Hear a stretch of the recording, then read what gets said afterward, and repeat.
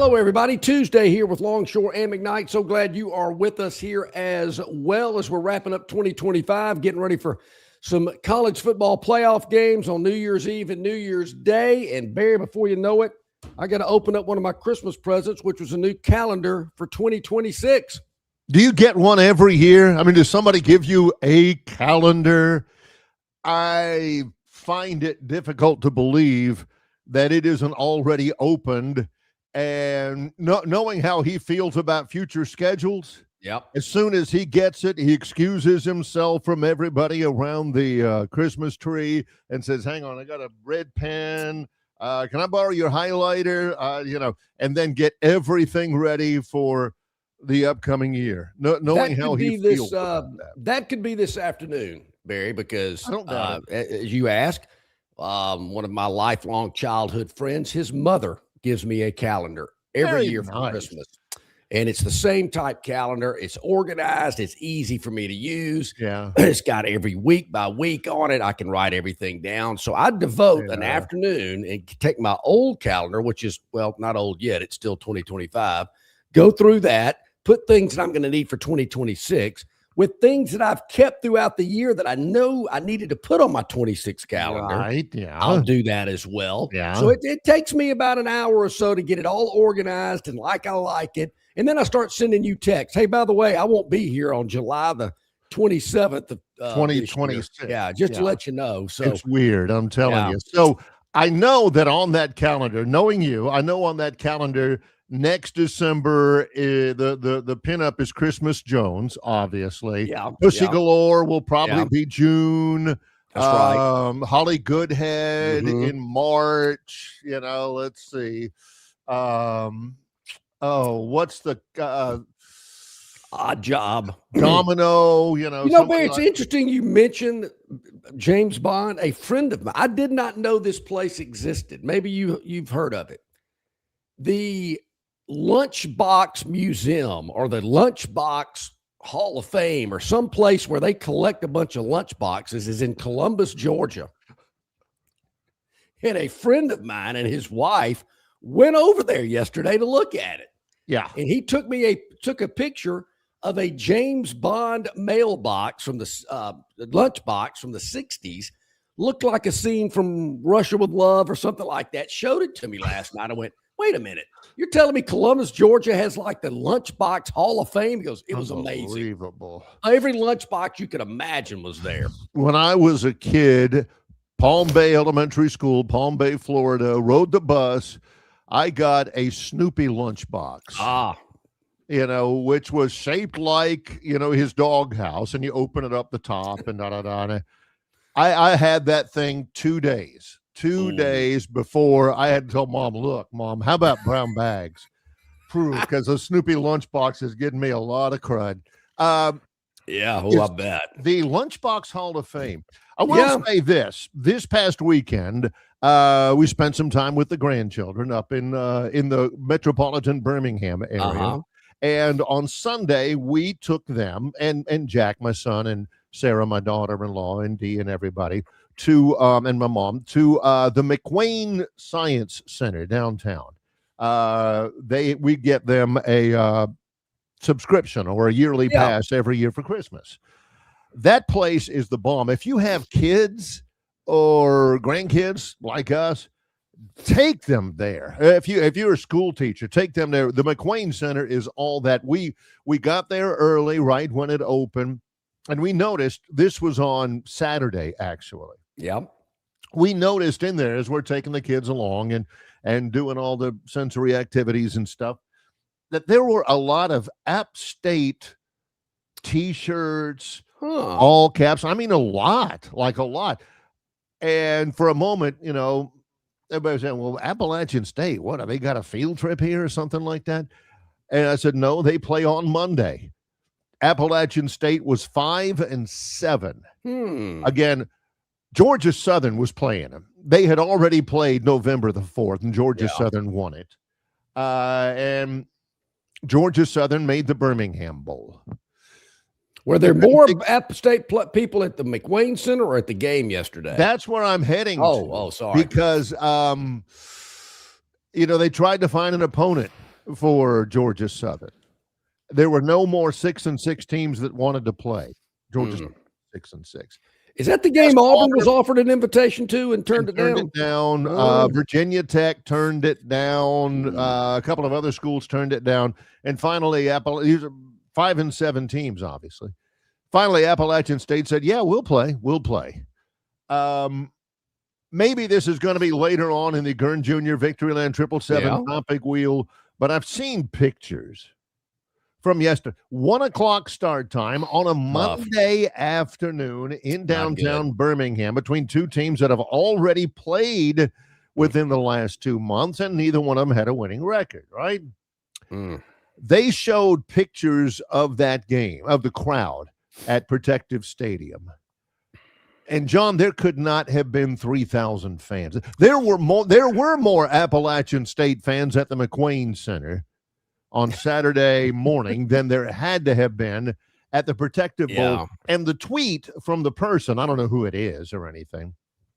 The tweet from the person says the crowd in the first quarter at the Birmingham Bowl. And it was really, really bad. And they said tickets to get in, $53. No way. Why in the world? Why in the world is the Birmingham Bowl not selling tickets? Why are they asking $53 for a game that put it at 10, put it at 12? Yeah, I got to think. Doing? And I don't know, but I'm just guessing here. Of the estimated 3,000 in attendance, I cannot believe one of those people paid $53 for a ticket. If they did, they've got some financial issues. They need to budget better. That you could have walked in to that game. I did miss it, Barry. It kind of slipped me. I hate it in the profession that I'm in, that I did not make a point to watch more of that and get a really a good review. Nobody believes a show. No, but I will say this, Barry. College football is just not fun anymore. Not so much what's happening on the field. That's pretty fun. I still enjoy the huts and tackles and, the passes and all that kind of good stuff. But it's, what used to really be fun for me was the off the field issues. And nowadays it's just, man, no big deal. So what? I mean, back in the day, if a guy like Cam Coleman, a 5-star, a cornerstone of a program, said, I'm out of here, that would have been 3 weeks worth of conversation. You can't get 3 minutes on it now. It's like, so what? Big deal. John was never one to say, if they could find a better way to kick that left guard out on the counter and have the running back just play, he's never an X's and O's guy. No. Here's another aspect of that. In case you haven't heard, former 5-star wide receiver Cam Coleman. Oh, yeah. Mm-hmm. After saying he's staying, he's here, all of a sudden, he has announced that he is going in the portal. Philip Marshall says he will therefore be the number one receiver target in the portal. And I don't disagree. Yeah. But he also says it's no big deal because he ain't playing but one more year anyway. And I will say this, Barry, the way that Philip can calm people down and just really be a lightning rod of sensibility and calmness, and all is well. I mean, I read that this morning. I went, it's all good. Should Barry and I even talk about it? If this is not, I mean, there's nobody. Here's the deal. And this is what I was leading up to when John was talking about, man, back in the day, if such and such and so were leaving, we'd talk about it for a month. Yeah. What do you know? And it would be legitimate conversation. But now people will say, well, it's just the portal. Dang the portal. The portal is the death of everything. And blah, blah, blah. But it's not the portal. It's not NIL. It's not, somebody's offering him more. The word is that Auburn was offering Cam Coleman upwards of $2 million to stay. John, it ain't the money. You know what it is? And Alex Golesh, we're going to have to ask Jason Caldwell about this when we have him on. We're not going to be on Thursday, so we're going to have him on. Jason sat down and talked with Alex Golesh from AuburnUndercover.com. Mm-hmm. We will talk with Brian Matthews, AuburnSports.com, in a little bit. Alex Golesh says, look, they're tired of losing. Well, he said the reality is that we've won, I don't even know, 5 games in 2 years, 6 games in 2 years, whatever it is, 5 SEC games, whatever it is. There are Auburn players losing. Cam Coleman, again, back to Philip. He writes, Cam Coleman said, he was a 5-star prospect, and he sees all these other 5 stars. Jeremiah Smith at Ohio State, Ryan Williams at Auburn. They have played in the college football playoff. They have played in conference championship games. And he's playing for a team that is losing 10-3 to Kentucky. Mm. That's what the story with this is he ain't leaving because somebody else is pricing him out of the market. You watch. He'll go someplace that isn't paying him more money than Auburn is. He may go to a place that's not paying him as much as Auburn is willing to pay him. He's going to go to some place where he can win some. Yeah, I think that has a lot to do with it. But I still think the money's got a lot to do with it as well. I would be surprised if Cam Coleman goes somewhere where he's not making at least equal to what he was making at Auburn. I would be surprised if he takes so-called pay cut. But yeah, they want to win. They want to be in a winning culture. Players are tired of losing at Auburn. The so-called freeze four, Bryce Kane, Perry Thompson, Malcolm Simmons, Cam Coleman, all that 4 wide receivers that were supposed to flip the trajectory of the program. They're all gone. They're all leaving within 2 years. And there again, that's look, Friday morning, I think you're going to start hearing that from some other schools as well. Yep. One of them right up the road. Yeah. So it's everywhere. It is. I think it'll be interesting. There again, Alabama's going to have some people leave. They're going to have some people come. Obviously, Auburn and Florida seem to be leading the pack in the SEC at the moment, but what kind of season they had. I mean, there again, these guys want to win. They want to make some money. They'd like to be in the playoff as well. They'd like to have their name out there like these other teams and other players are throughout the month of December. It's tough. Yeah, I mean, I get it. And there again, look, I don't know what Alex Golesh is planning on doing offensively or across the board for that matter. But obviously it's going to be a little different. And some of these players don't like it. That's not what they bought into. That's not what they were recruited to. And they've got an opportunity to move on.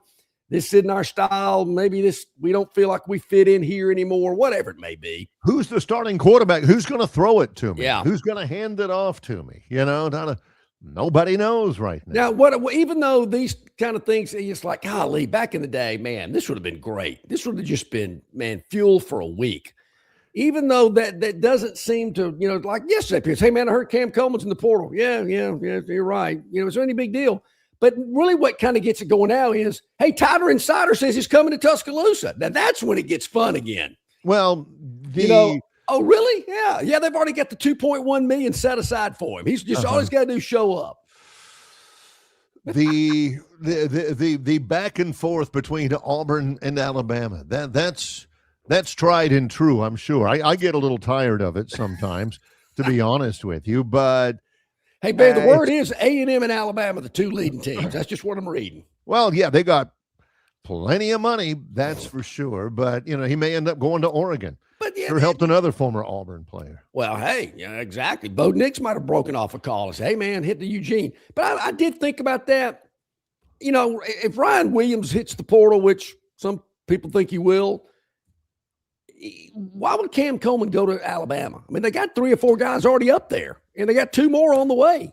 I'm thinking, why are you going there? Go someplace where you can be the man and win a few games. Just win a few games. It's like Golesh said. He said, players, I mean, losing grinds on you, grinds on the coaches, grinds on the players. You get back in the locker room after laying your heart on the line, and you got to be the one in front of the explaining why you lost another game. And that gets old.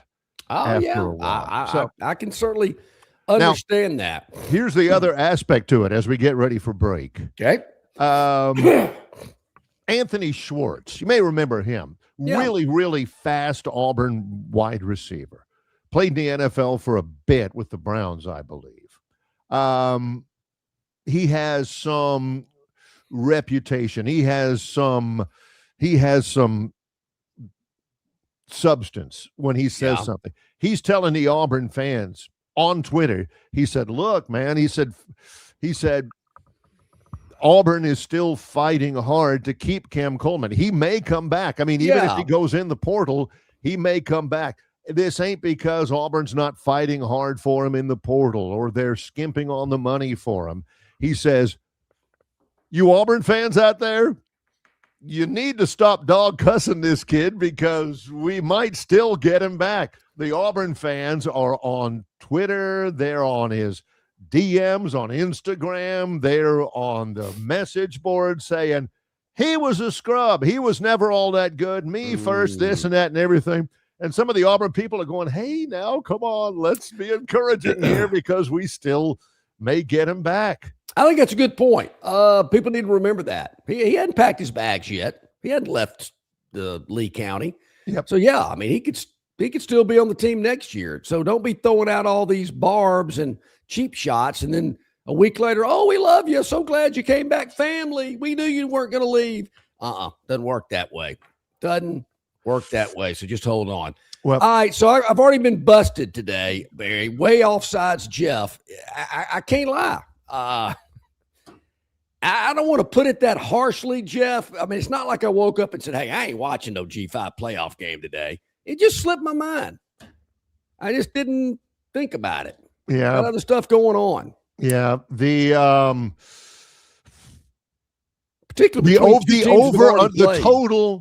total probably for the over under is 5 minutes. 5 minutes. Either, he's flipping around and says, ooh, I got to go to the bathroom real quick, and leaves it on there and then comes back and says, what's this? Yeah.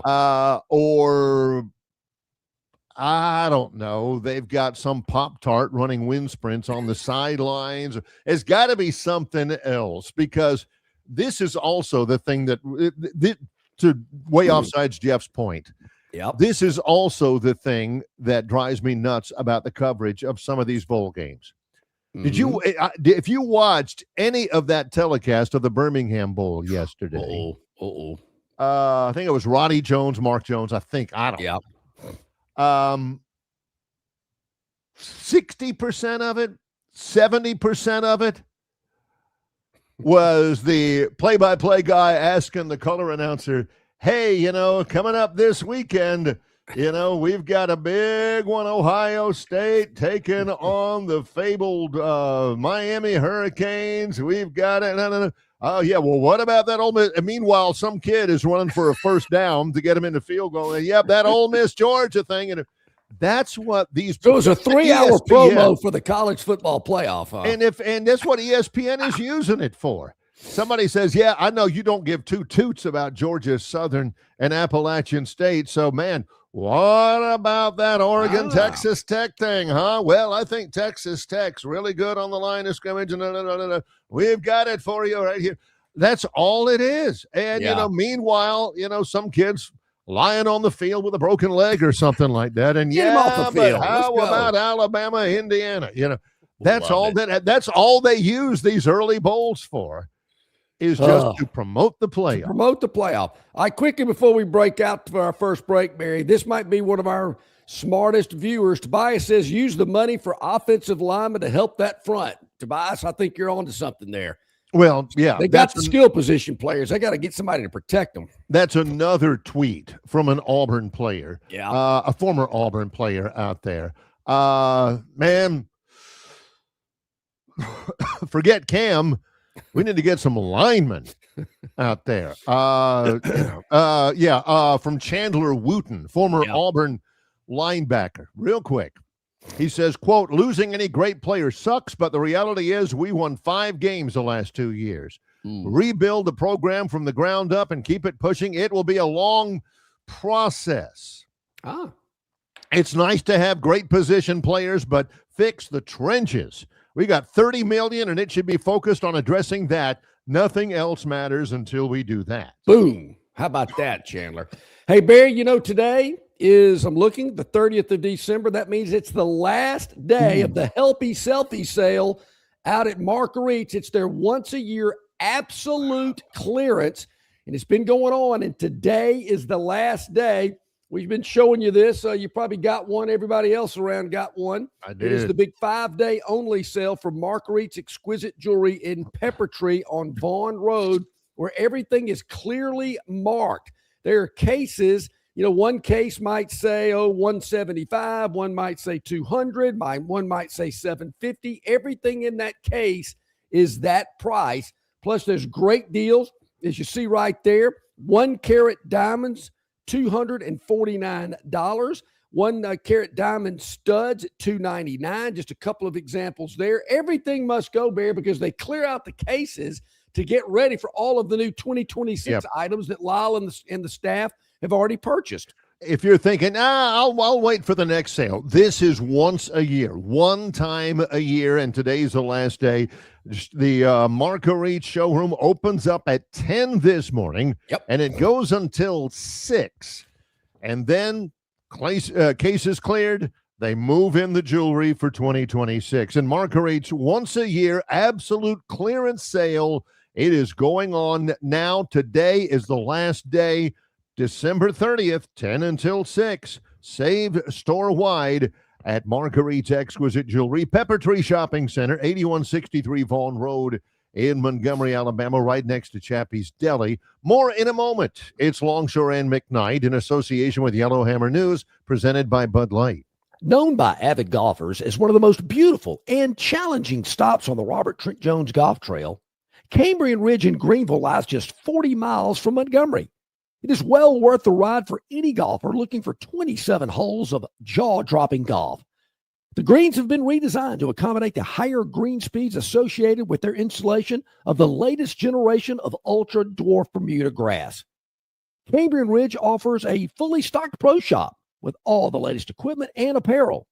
Great food and beverages in the clubhouse can be enjoyed both before and after your round. Get your group together and hit the trail. Go to rtjgolf.com/Cambrian Ridge for tee times and more information. Hey, bro, weirdest thing is happening at the game. This guy sitting next to me says, "You're our good luck charm." Every time I crack a Bud Light, we score a touchdown. Now his entire family wants to buy me Bud Lights. I think I'm some kind of a football prophet. Talk soon. The team needs me. Anything for Bud Light, the official beer sponsor of the NFL. Stock up today. Enjoy responsibly. Copyright 2025 Anheuser-Busch Bud Light Beer, St. Louis, Missouri. The Wrap-Up the Year sales event is on at Stivers. Grand Cherokees and 3-row Grand Cherokee L's under 30 grand. Wrangler 16 grand off. And Gladiators 14 grand off. Stivers, Chrysler Dodge Jeep Ram, where Price sells new cars and trucks in Prattville. The Wrap-Up the Year sales event is on at Stivers with great deals on new Rams like 0% for 6 years. Laramie's up to 18 grand off. Bighorns up to 17 grand off. And Heavy Duties 12 grand off. Stivers, Chrysler Dodge Jeep Ram, where Price sells new cars and trucks in Prattville. Okay, welcome back in, everybody. About 24 minutes past the hour here with Longshore and McKnight. Yeah, I'm still talking about the big sale out at Marguerite's. Alabama practiced in Tuscaloosa yesterday. Then they boarded a plane, flew to L.A., and arrived in Los Angeles. Saw Kalen DeBoer getting off the bus, getting a bouquet of roses, followed by Ryan Williams, who was right behind him. Who were the state troopers that get to travel? I'm thinking, how long you got to be a state trooper to get the gig to be one of the coach's bodyguards? I always wondered about that. And do they drive out there? No way. I bet they do. No way. I bet they do. Whenever Troy played Golly, they run together. When Troy played earlier this year at Old Dominion on a Thursday, state troopers drove up. I'm gonna try to find that out today. When we played at Kansas State, the state troopers met us because they helped coordinate I don't know why we get an escort from the airport to the hotel. I don't know why anybody does, but you never know, some crazy people out there. I bet they did. I'm going to look into that today, Barry. I'm going with, I don't know. I'm just taking a shot. They flew out there with the team yesterday because they did get off the bus with them. They did not have a trooper car, or I didn't see, leading the bus. I think it was one of the Chips cops or something. Punch. Yeah. There you go. I know they did not drive from Tuscaloosa to L.A. These two guys in a car going down I-10. It's 2 a.m. They're in New Mexico. Hey, man, how come we couldn't fly out here? Yeah, no way. I'm telling you, man. I'm telling you. I don't know. I don't know that I've ever seen a state trooper on one of our flights, but they're at every game. I remember we played at Boise State. Troy did. And the state troopers drove out there. I remember we played at Kansas State. And the state troopers came out there. The famous time of my brother's wedding day. He and his wife have been married now 23 years. My brother's wedding day was my first year doing Troy. We were playing at Missouri, and of course he got married and he lives in L.A. And I had to get from Columbia, Missouri to L.A. I had a flight coming out of St. Louis, but I had to get from the game in Columbia to St. Louis. Charlie Ward, who was a state trooper, he's now the mayor of Ozark. He and his buddy were driving, and I got in the back of the state trooper car, and we must have gone. Should I tell any stuff? We went triple digits from Columbia, Missouri to St. Louis. I'm in the back seat. I'm just about to have an accident back there. I'm telling you. Somebody here today hit us up on the River Ridge and Straw chat line. If you know a state trooper, or maybe you're a trooper or whatever, I'm saying they did not drive to L.A.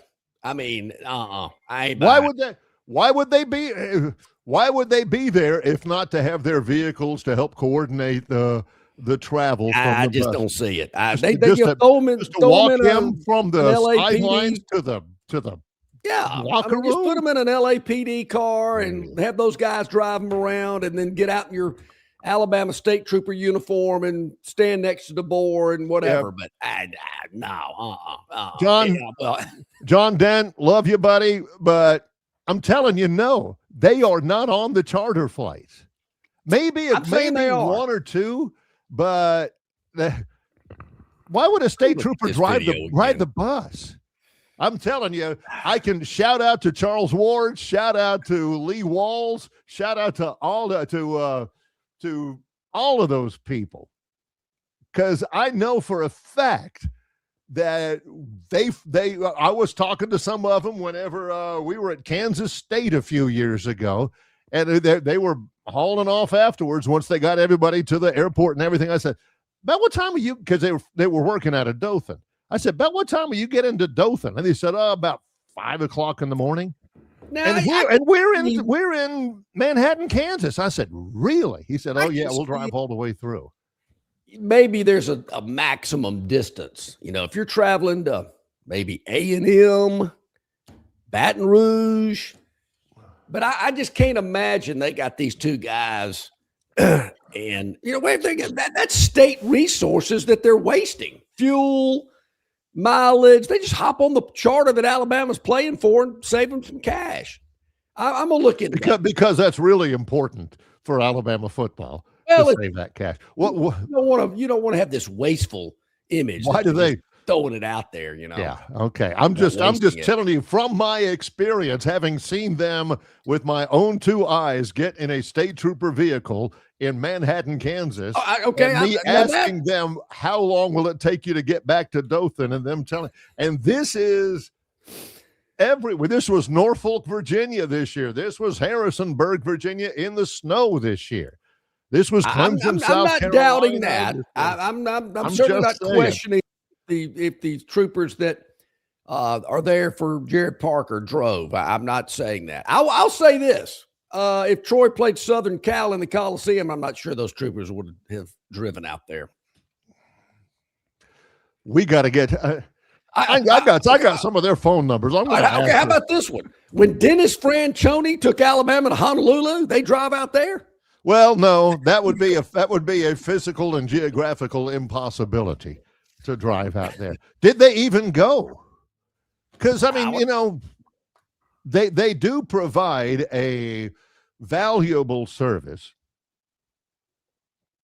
but and it ain't just, you know, making sure the coach gets from the sidelines to the locker room without fans, you know, trying to steal his cap or something. Oh, I thought that's what they were there for. I'm not sure what else they were doing. If they are, yeah. I don't know, because I've seen some people get behind coaches when they're trying to get interviewed at midfield after a game. Move the trooper out of the way. Come on, man. Get that hat out of the way. Yeah.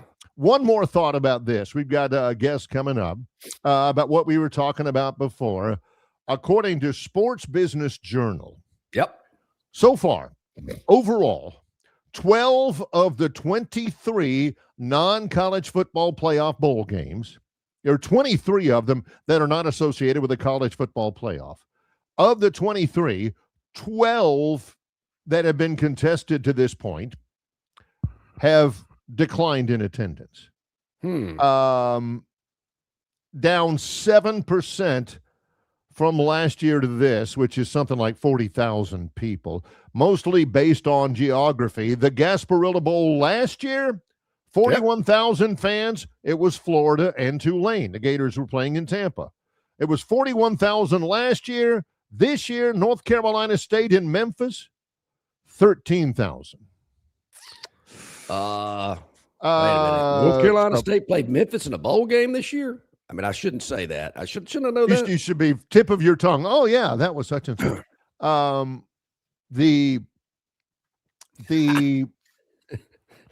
The answer to this. There are some bowls, some non-college football playoff bowls that actually do a pretty good job of marketing. Duke's Mayo, Pop-Tarts. They do a good job of all that kind of stuff. And it doesn't really, you know, matter how much attendance there is anyway. John and I have talked about this before. You want to have some. I mean, you don't want to tape a Johnny Carson show or Letterman or Jimmy Fallon or whatever with 18 people in there and a smattering of applause when he comes out or anything like that. But you want to have enough to make it look exciting, you know? Yesterday, there was no possibility of a crowd shot with background that made it look legitimate for that. Okay, Barry. Other than that, it's embarrassing when you see stuff like that. I mean, it's kind of like, well, last night, the NFL game, and maybe it's a late arriving crowd, but ESPN there's trying to pump this Falcon-Ram game, and I don't know why the Falcons continue to wear those hideous uniforms from the 60s. I love those. Terrible. But I'm looking at in Mercedes Stadium thinking, ain't nobody here. I'm thinking, you know, why would you play a game in Atlanta with a team that's 6-9 right after Christmas? Everybody's tired, doesn't want to go anyway. Now, I guess as the third quarter rolled around, I took another peek and I thought, okay, maybe the late arriving crowd, some people showed up. But yeah, if you have a football game and it's empty, it's just not a good look. It's just not a good look. I don't get it. But there again, look, Mary, you've known me for over 30 years. I've been beating this bowl game thing for 3 decades. Maybe people are finally listening and going, you know, maybe he was, you know, maybe these bowl games, I don't know. I'm not saying get rid of them all. Do all you want. You know, think the one in Montgomery's great. I just think they need to restructure, refocus, retweak, make some changes because what we're seeing now is a little differently. Might we be talking a little bit more about that Falcons game later on? Is that a possibility? I think so. Yeah, I think we will. You know, it was the Daily Dog, so whatever happened last night, we definitely have to talk about that. Yes. All right, I'm going to go ahead and tell you this before we go to break. Brian Matthews, AuburnSports.com, going to join us here momentarily. One of our operatives in the field, Barry, who was listening to us, might have been watching and listening, heard our conversation about the state troopers. He has got a very good inside source. Yes. And whatever the answer is that I'm getting, I'm not going to hold it back, whether it's not in my favor or not. But we're going to find out, as they say, directly from the horse's mouth, how these troopers got to L.A. yesterday. Oh, okay. All right. If they did drive, I'll be the first to tell you they drove. I got you. But we're going to find out. I got you. I have seen them drive from Kansas and Idaho and Virginia and Ohio. I love those guys. They've been really good to us. I have seen that. Yeah. It's Longshore and McKnight in association with Yellowhammer News, presented by Bud Light. You're not buying sticks, stems, and pine cones. You're buying premium long-diddle pine straw from River Region Straw. Kenny and his staff have access to the best pine straw in the River Region, full of color that will last all season long. Kenny has locations in Montgomery, Prattville, and Auburn, and no order is too big or too small.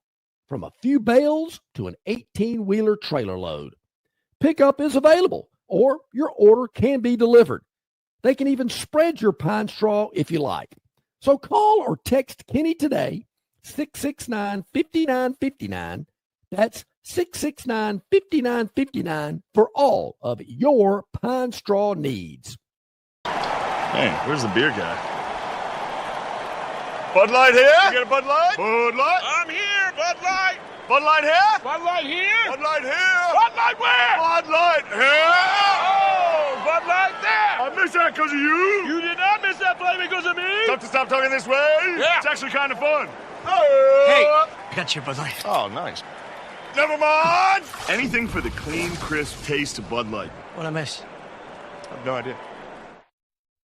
At Dixie Overhead Door, we specialize in top-quality garage door solutions for homes across Alabama and Georgia. In need of a garage door repair or a brand new garage door installation, our expert team delivers fast, reliable service with local expertise that you can trust, providing customized solutions and exceptional care every step of the way. Visit us today at DixieOverheadDoor.com and experience the Dixie difference.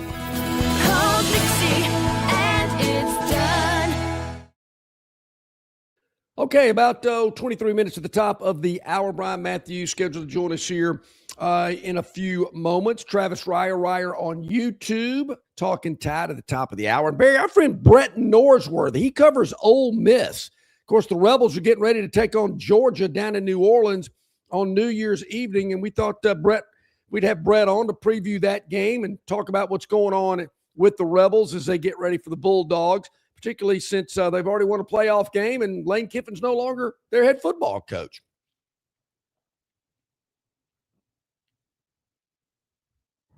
The Pete Golding era has started 1-0 so far. That? Can I ask you this, because I don't know anything at all about gambling.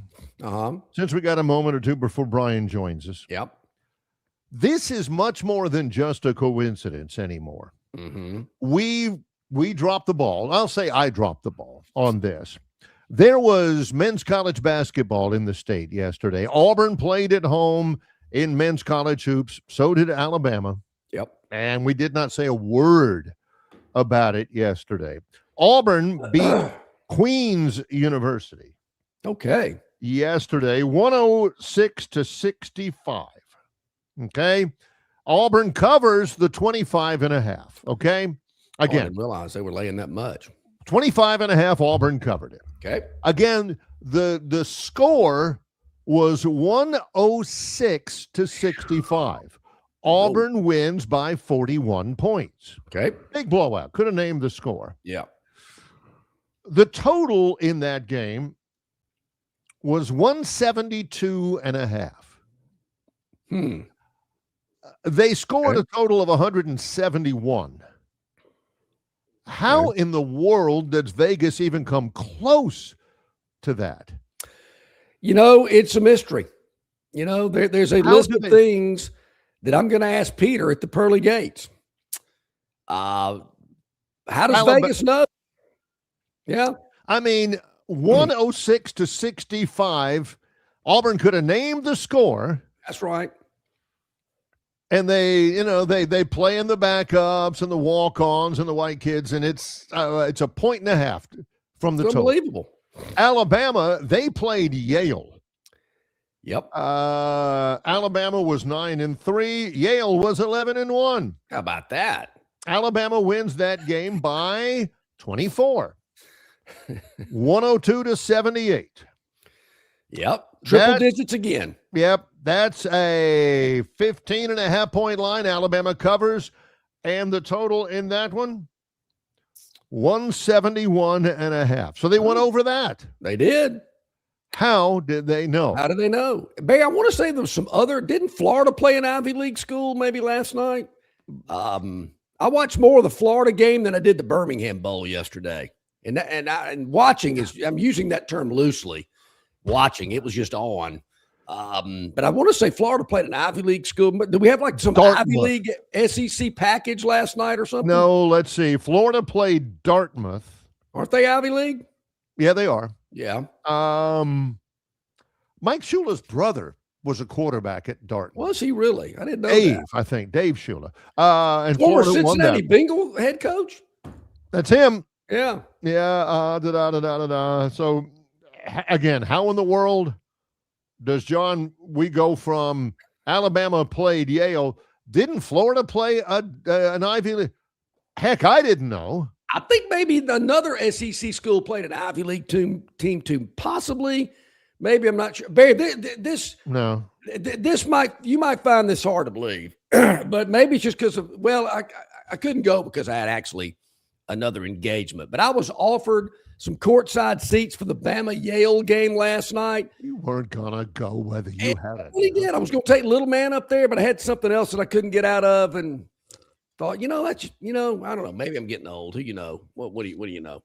Anyway, one other thing before we get to Brian, because he's not feeling well, so it's going to be audio only today, Brian. We certainly get it because we appreciate you coming on with us. Oh, this was it. I wanted to go to this before we went to Brian real quick. Yeah. Tobias is killing me. Did Yale out-rebound Alabama last night? Tobias, I don't know, but the odds are pretty good that they did. Yeah. Won by what, 20? They probably got out-rebounded. Alabama out-rebounded Yale 41-34. Ah, okay. There you go. Yale, great school.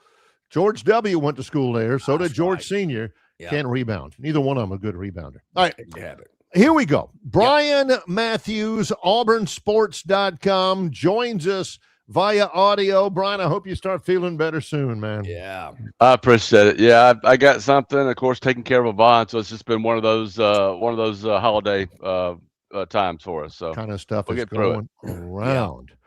Yep. I went through a little bit of myself. I know what you're going through. So, man, we appreciate you jumping on today. Oh, yeah. All right, Brian. First of all, Cam Coleman, why is he leaving? Well, I think it's probably a number of reasons, but of course, money. He wants to test the market, and he's a really good player, and he's been on a losing team for 2 seasons. So I think he wants to win before he takes his talents to the next level, so to speak. So we'll see what happens. Auburn is going to continue to pursue him and try to get him back in the fold, along with a lot of players, but. He is one of a number of top players who are leaving or have said they're leaving Auburn. It's been a tough portal so far for Auburn, even though it hasn't officially opened until Friday. Well, what are the odds of him not leaving? I'd say low. Wow. Well, I'd say that for all of them, right? I think the odds are that Auburn probably brings 1 or 2 of these guys back. Maybe you figure. Yeah. But Cam Coleman is pretty high profile. He's going to the top of the list, I think, of every top program in the country that needs a receiver, that plug and play guy. So it's going to be tough to get him back. You mentioned that the portal, it's been a tough run for Auburn. Would you say that this is to be expected? Is it about what people thought, or is this surprising to you, the numbers that we're seeing of people leaving through the portal? I'm shocked by it. I've got 27. 9 of those are guys I would project to be starters on next year's team. I find that absolutely shocking. Auburn was supposed to have, the funds for a quote unquote $30 million roster. They signed the number 35 class in the country. So you figure they didn't use up a whole lot of funds with that class. Now they're not really retaining the roster very well, so we'll see what happens when the portal opens. But I'm very surprised. This is how it's going down. The way it's working out right now. This new staff under Al Scolish is going to be working with a roster starting out with January 2nd when the portal opens. That looks more like the one that was left to Freeze by Brian Harster, one that's left to a team that's gone through the death penalty almost. I mean, it's not quite that bad, but it's pretty darn bad. You're talking about the entire offensive and defensive line has to be replaced. The starters there. You got to find a quarterback. You got to find your top 3 receivers or top 2 receivers at least. You got to find both starting cornerbacks. That's not just a lot of players. It's a lot of very expensive players at some very expensive positions. Brian, I don't think, and you just pointed out, I mean, money doesn't seem to be the issue. Auburn's got the money to spend. So what is it? Just philosophy, game planning? What, Alex Golish's style? I'm just trying to figure out why the mass exodus? Because if the money's there, what's the reason to leave? Well, we've been told Auburn has the money to spend. I don't see the results of that yet. So we'll see on that. To me, that's an ongoing question. I'm not sure I believe everything I've been told in that regard, but we'll see. What is the issue? I think 5 straight losing seasons is a big issue there. I think the way Auburn has decided to handle their evaluation of players and put more on production over potential is certainly playing a big part in losing some of these players who have a lot of high potential, who maybe haven't shown it, so far in their careers. Is that their fault that the offense was so bad last season until Freeze was fired? I don't know, but I think fans like it in some ways, but if it means you have a terrible team that can't get any talent, I'm not sure that's going to work well for you in the future. What they did get a wide receiver commitment, I guess, from the kid who wanted a release from Michigan. Brady Marchese. Yep. Mm-hmm. Is that a big deal, do you think? Even just for appearance's sake, I think it could be. We'll see how he develops. He's a player at a need position. They also got Bear McWhorter, offensive lineman, from that was formerly committed to Michigan, and Michigan usually recruits pretty well. So getting those 2 players is probably a good sign. They'll have a chance to play at Auburn. We'll see, but I don't think you're going to change the which way this season's going to go next year in 2026 by adding a couple of guys late through recruiting. I mean, that they need a lot of big pieces now going forward. They're going to have to sign upwards of 30 players, and they've got to get 16, 17 starters out of that, and top backups too. What about the quarterback from South Florida? Maybe some other players from USF. Yeah, I think that's going to be the first thing they do when the portal opens is look at those guys, and that'll be a start, of course. That they need a quarterback, and I think the kid from USF, Brown, is a really good player.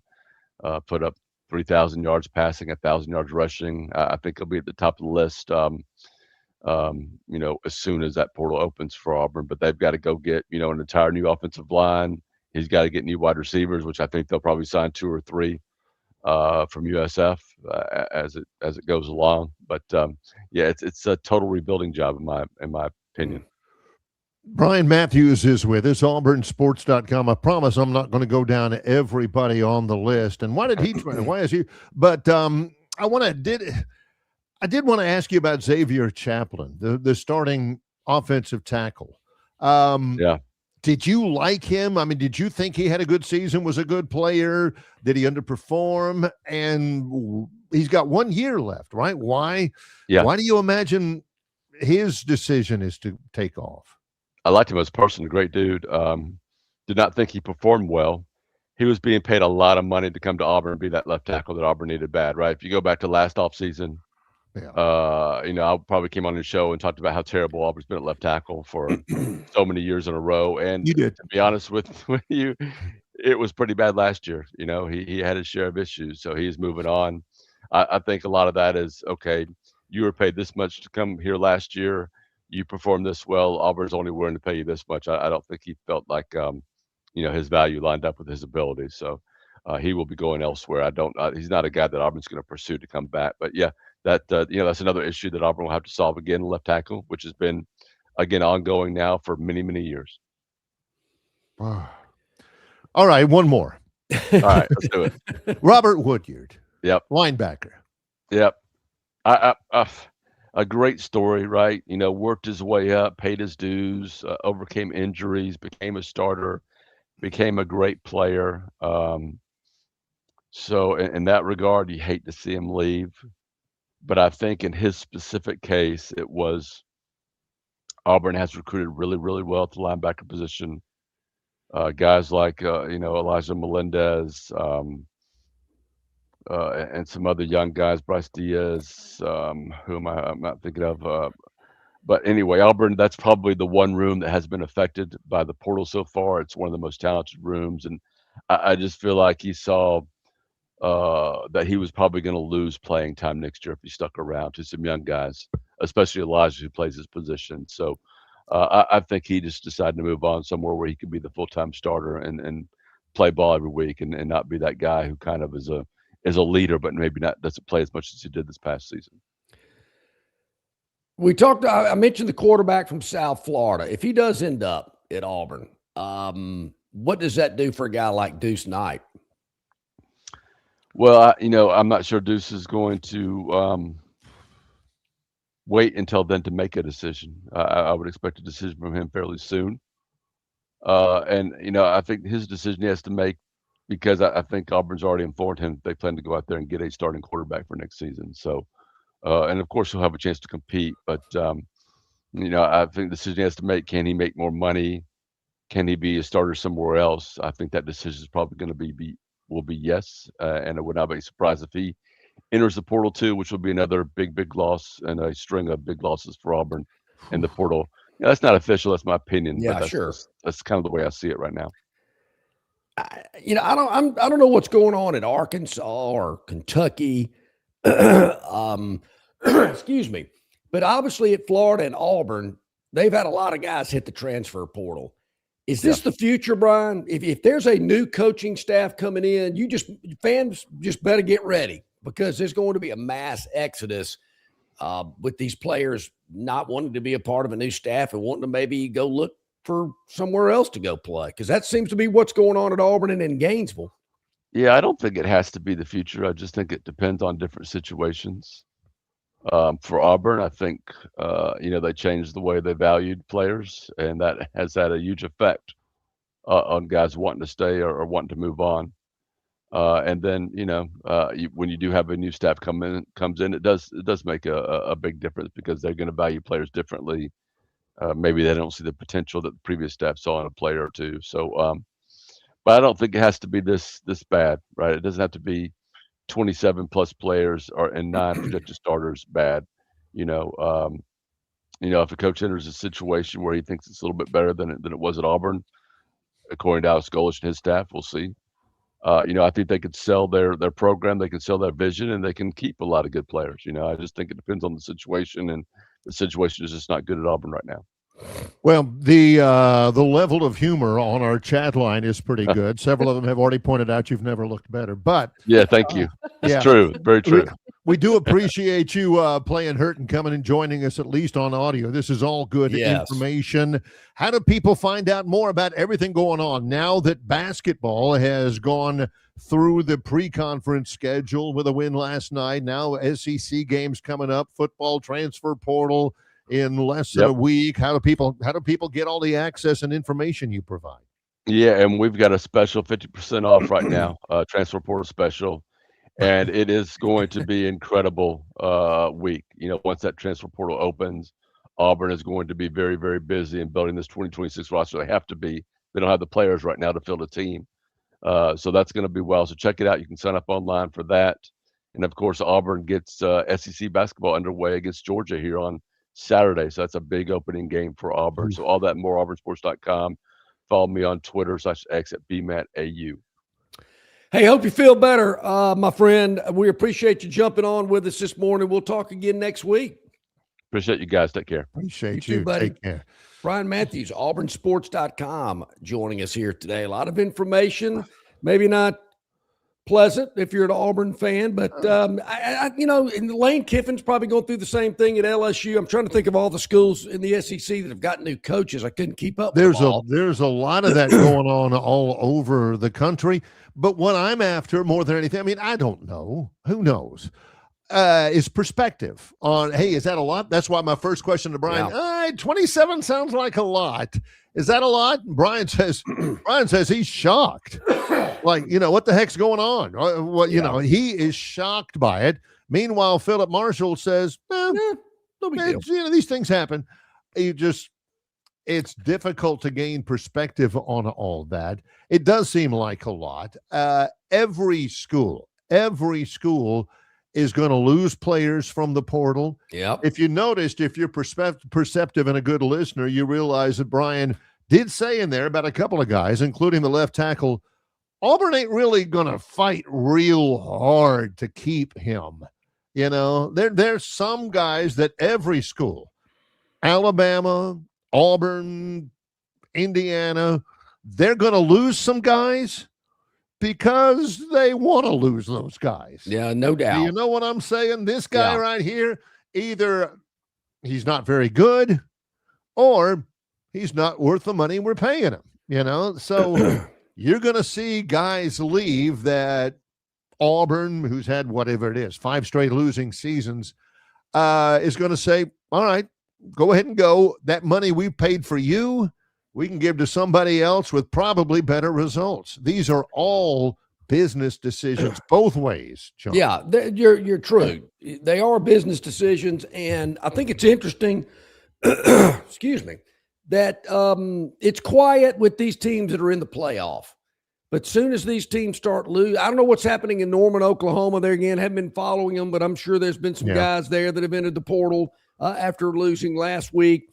And when games are played on New Year's Eve and New Year's Day, the losing teams are going to have guys that are going to make announcements. When Alabama finally wraps up their season, they're going to have guys that are moving on. It's going to happen every year. Just get used to it. And it's not because, they are spoiled brats and, always grass is green on the. There's some of those guys that Alabama's going to say, hey, if I was you, portal looks pretty good for you. And, we're not saying anything, but I might want to test the open market because I'm not sure you're ever going to play here. So it ain't always on the player to make the decisions. Sometimes those decisions are made for them. Well, they are. And I don't think it's just, the bottom has fallen out. It doesn't look great. But we saw when Saban stepped down, Alabama was able to rebuild, and get back, not to the level that they were, but they're getting there. So even though things can happen quickly, it seems like you can rebuild pretty fast too. Yeah, no question. Well, more to come. Brett Norsworthy will join us. We'll talk a little Ole Miss, Georgia. That game is a big one coming up on January 1st. Yep. That is a night game. Always is. Seems like the Sugar Bowl is always that late 7:45 kick down there after the Rose Bowl. So back to back with Alabama, Indiana, and Ole Miss, and Georgia. And I see Dennis Mitchell has already made his prediction for the Rose Bowl. High scoring game. I hate to bring it up now because that'll cost them viewers if you already know what the score. Yeah. Dennis says Alabama 35, Indiana 24. Man. Stay with us. Not a lot of defense there, Dennis. 1 hour in to Longshore and McKnight in association with Yellowhammer News, presented by Bud Light. Why Hands? At Hands Heating and Air, you get this area's highest ranked service provider with 24-hour repair service, no overtime charges, and their same-day service guarantee.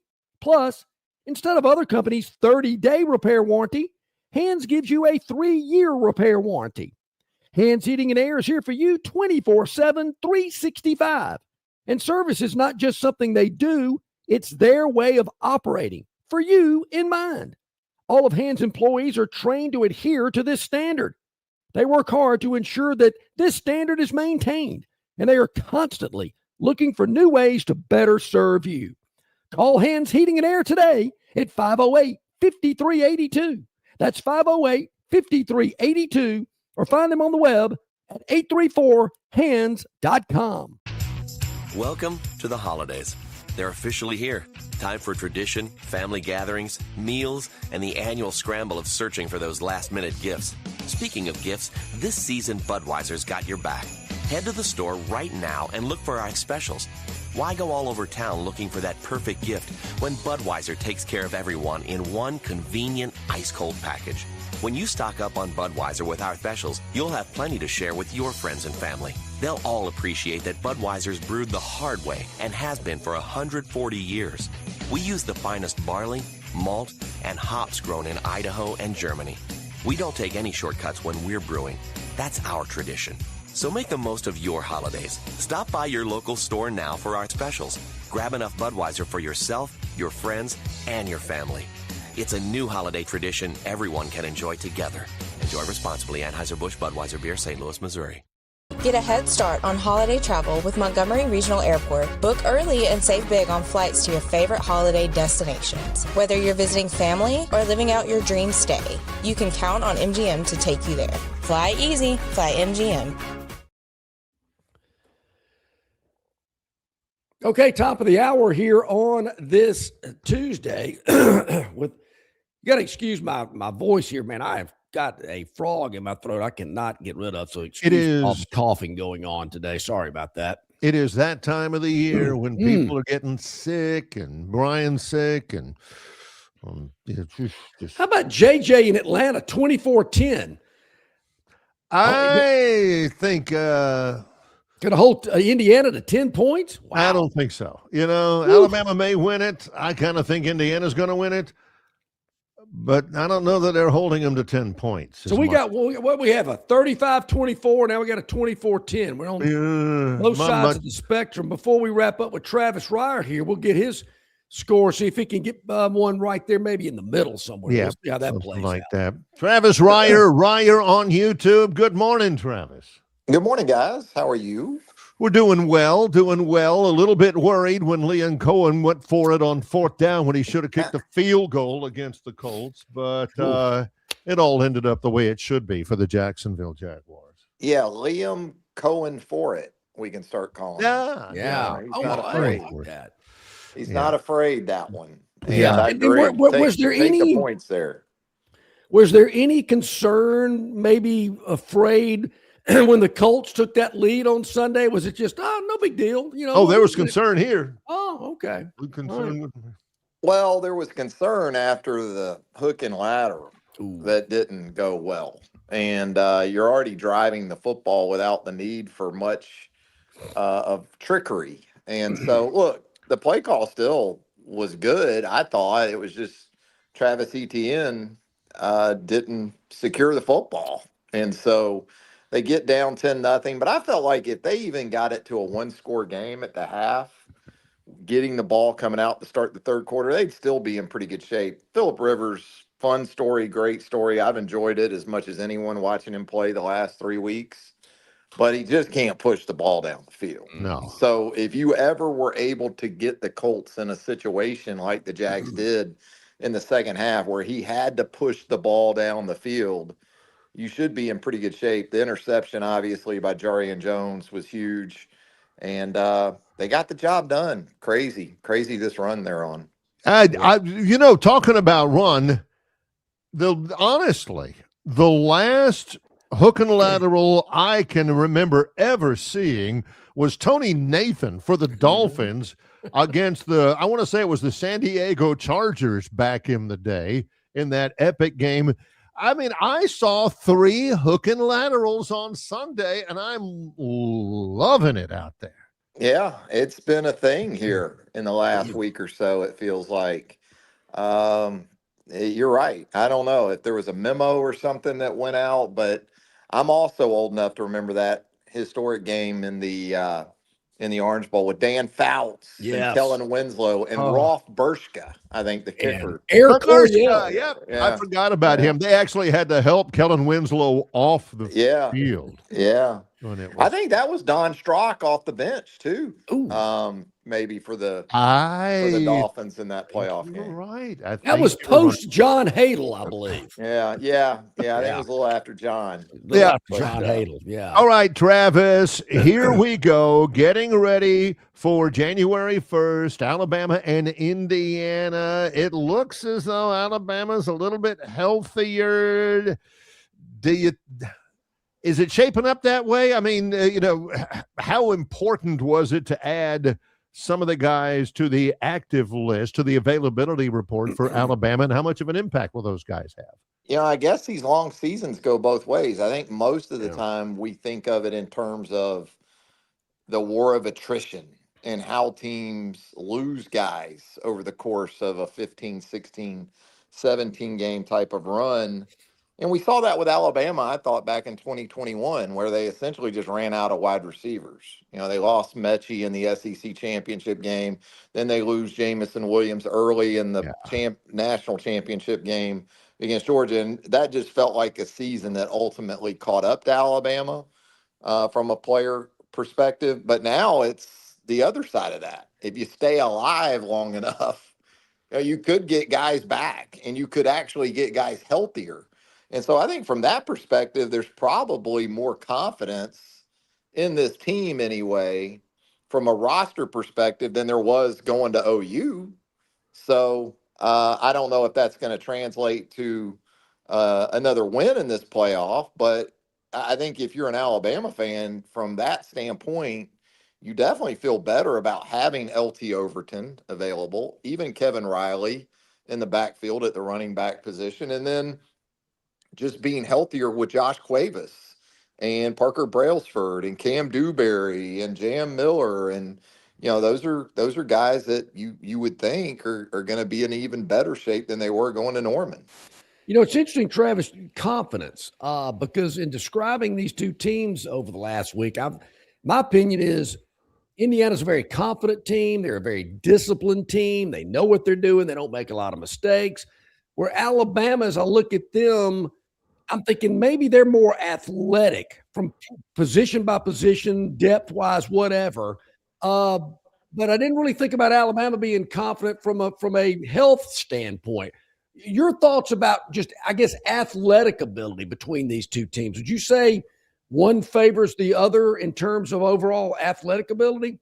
Oh, I think if you just go through the recruiting rankings, the advantage is going to be to Alabama player for player. But I think Indiana has shown you that there's a lot of benefit in not being maybe as one or two player dependent. I know they've got the Heisman Trophy winner, but when you look at them across the board on both sides of the ball, they get it from a multitude of people. A wide receiver position, they got 4 guys that they can go to. You look at defensively, their tackle for loss numbers. Now, Stephen Daly's a big part of that, one of their defensive ends, and he's out for this game. He had 19 tackles for loss in 13 games. So he's out. That's that's considerable. But then they still have 3 other guys on that defense with double-digit tackles for loss. So I think there's more dependability across that team, that they don't have to count as much on 1 or 2 guys. And even with all the talent that you look at, sometimes the sum of the parts isn't what it is for maybe another team. It kind of reminds me of Alabama, Florida in 2008, the year before Alabama beat Florida in Atlanta. Right. And Alabama was sort of IU, I thought, going into that game, and Florida was more of what Alabama is going into this game. So, it'll be interesting to see how it plays out. I know you guys talked about scores and things like that. I am kind of in the middle of all that. I think it could be more like 23-17, something like that. But Indiana makes you earn it. again, they remind me of some of the earlier Saban teams from that perspective. They remind me of, a little bit of Alabama, not again in terms of NFL type talent, but just in how they get the job done with attention to detail and, not allowing teams to beat them. They are very much that kind of team. Now, we don't know how they're going to respond to this. Now, they've been on a big stage against Ohio State, so I think that benefits them having had that opportunity. We talk about getting rid of conference championship games. I think this would bode even better for Alabama if that were the case. But I think Indiana having that opportunity in Indianapolis against a team like Ohio State, that probably helps them going into a big stage matchup like this. Do you like Fernando Mendoza? I mean, is he one of those that can just pick this game up and put it on his shoulders? Is he that type? I don't know if he's really that kind of guy. I'm a little torn between Fernando Mendoza, big picture wise. Is he more AJ McCarron, or can he ultimately be Joe Burrow? I think there's sort of a dividing line there. I think, again, the good news for Indiana is they don't ask him to be that guy typically. Yeah. Because they've got a couple of running backs that have combined for 1,700 rushing yards. Their balance on offense is very helpful. When I watch him, I see a guy that if you can get him off his primary option is somewhat like John Mateer of OU.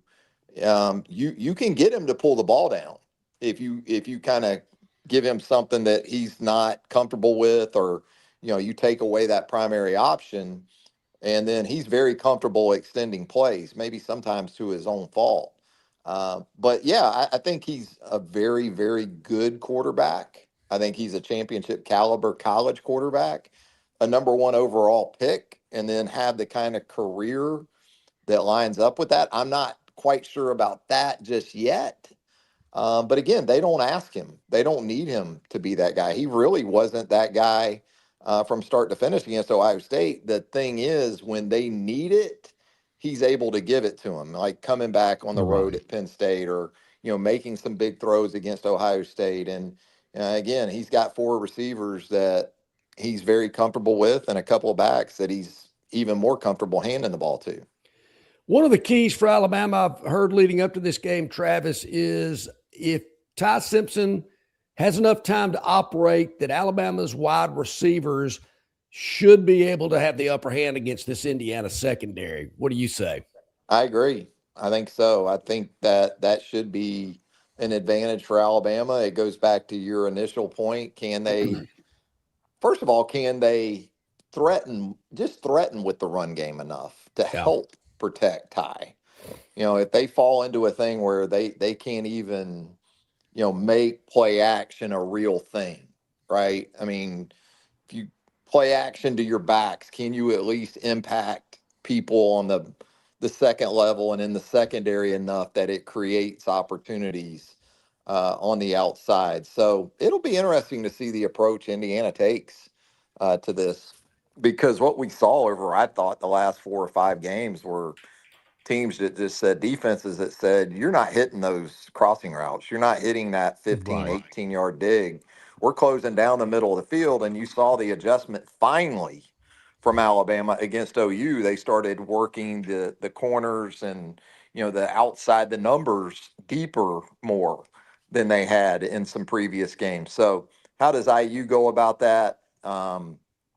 I think that is true, though. I think that if Alabama can protect Ty well enough and get him comfortable early in the game, Alabama's wide receivers can be a real problem. This is I realize, kind of out of left field a little bit, Travis. We had heard, all the rumors about Kalen DeBoer to Michigan. I didn't think there was much interest from him, but I was pretty sure there was some interest in him from Michigan. Were you surprised that they went with Kyle Whittingham? Not ultimately, kind of how the timing played out and really what the pool was looking like and what they felt like as a program they needed to get to after the Sharon Moore debacle, it makes a lot of sense. I know people will talk about this is a 66-year-old guy. Guys, the years of the times of 10, 15-year tenures, I think, are over in college football. Yeah. If you get a guy for a 5 to 7 year run, it's like Signetti. People talk about his age. That wouldn't bother me at all, because if I can get 5 to 7 good years out of a Witt or a Sig, I'm good with it in this era of college football. So that didn't surprise me from that standpoint.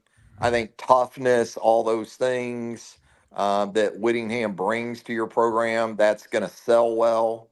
And so we'll see. I mean, it starts with retaining Underwood and, the pieces. Yeah. I am so over coaching hires at this point. I'm more about your roster. Yeah. These schedule reveals, all these things. I don't care. Get back to me in late January when I can have an idea what the rosters look like. And then I'll really start talking about 2026, because until we know that, I really could not care less who you hire as your head coach, or, those type of things, or your recruiting rankings. Tell me what your roster is on a year-to-year basis. That's what I'm interested in.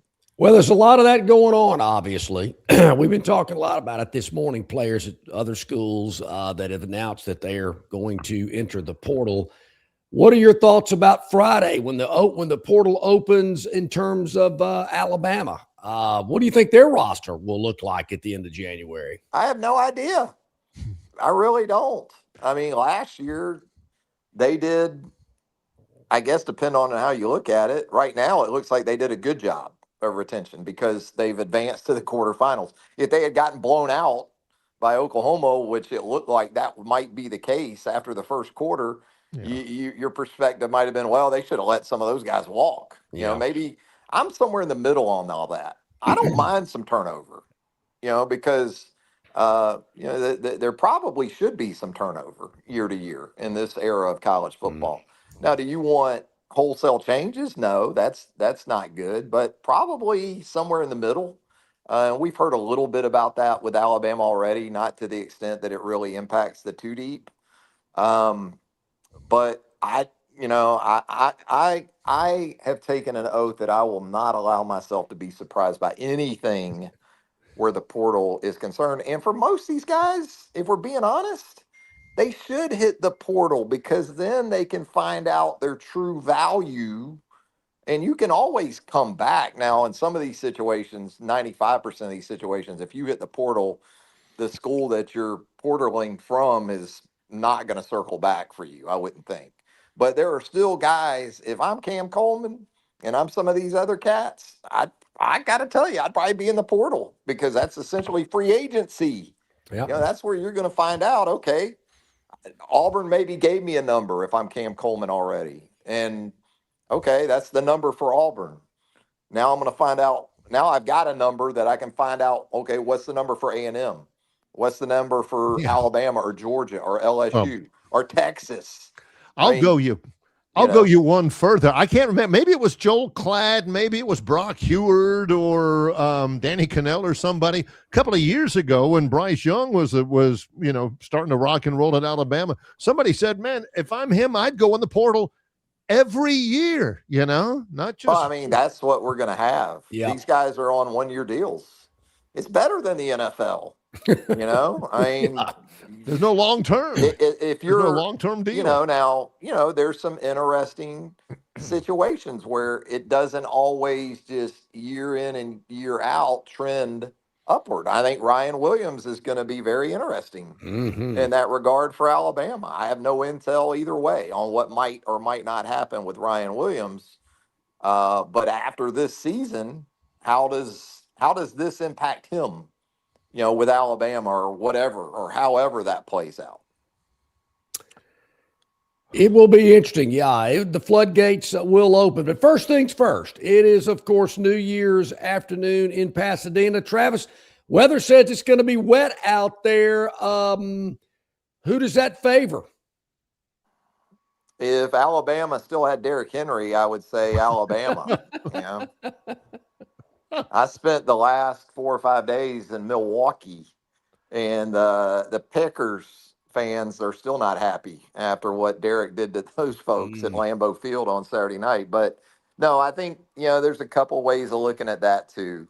Obviously, if you think about it from a run game perspective, Indiana, much more documented success on the ground if it comes down to it. I'm anticipating, though, now, I mean, this isn't 10, even 15, 20 years ago.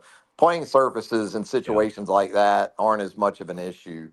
Ball security, things like that, I guess it could impact. Again, though, you like the balance of Indiana in a situation like that if it comes down to it, regardless of conditions. But also, it can be beneficial to teams that throw it around a little bit too. You worry more about wind in those type of situations, and I'm guessing it's probably not going to be blowing 25 or 30 in Pasadena. Yeah, you heard right. Travis Reier goes to Milwaukee in late December. Can you imagine the Milwaukee airport? All the departure gates are packed, and here comes Travis in an arrival into Milwaukee. He's walking out there, him and a couple of other people, and that's it. And Christmas Day, by the way, is the best day to fly of the year. And that's when we flew out. It's beautiful. I mean, you might as well be flying private. I mean, they're TSA, nobody. Yeah. Starbucks at the terminal, nobody. Yeah. Get on the plane. You got your own row. I mean, it's very, very underrated. Yeah. Hey, if you really want to go to Vegas on Christmas, Travis. Talking about nobody there. Oh, well, it's depressing though because the people that are there. Yeah. Wow. Yeah, you're right about that. Yeah, not wrong at all. Travis, of course, is our guy, Reier on YouTube.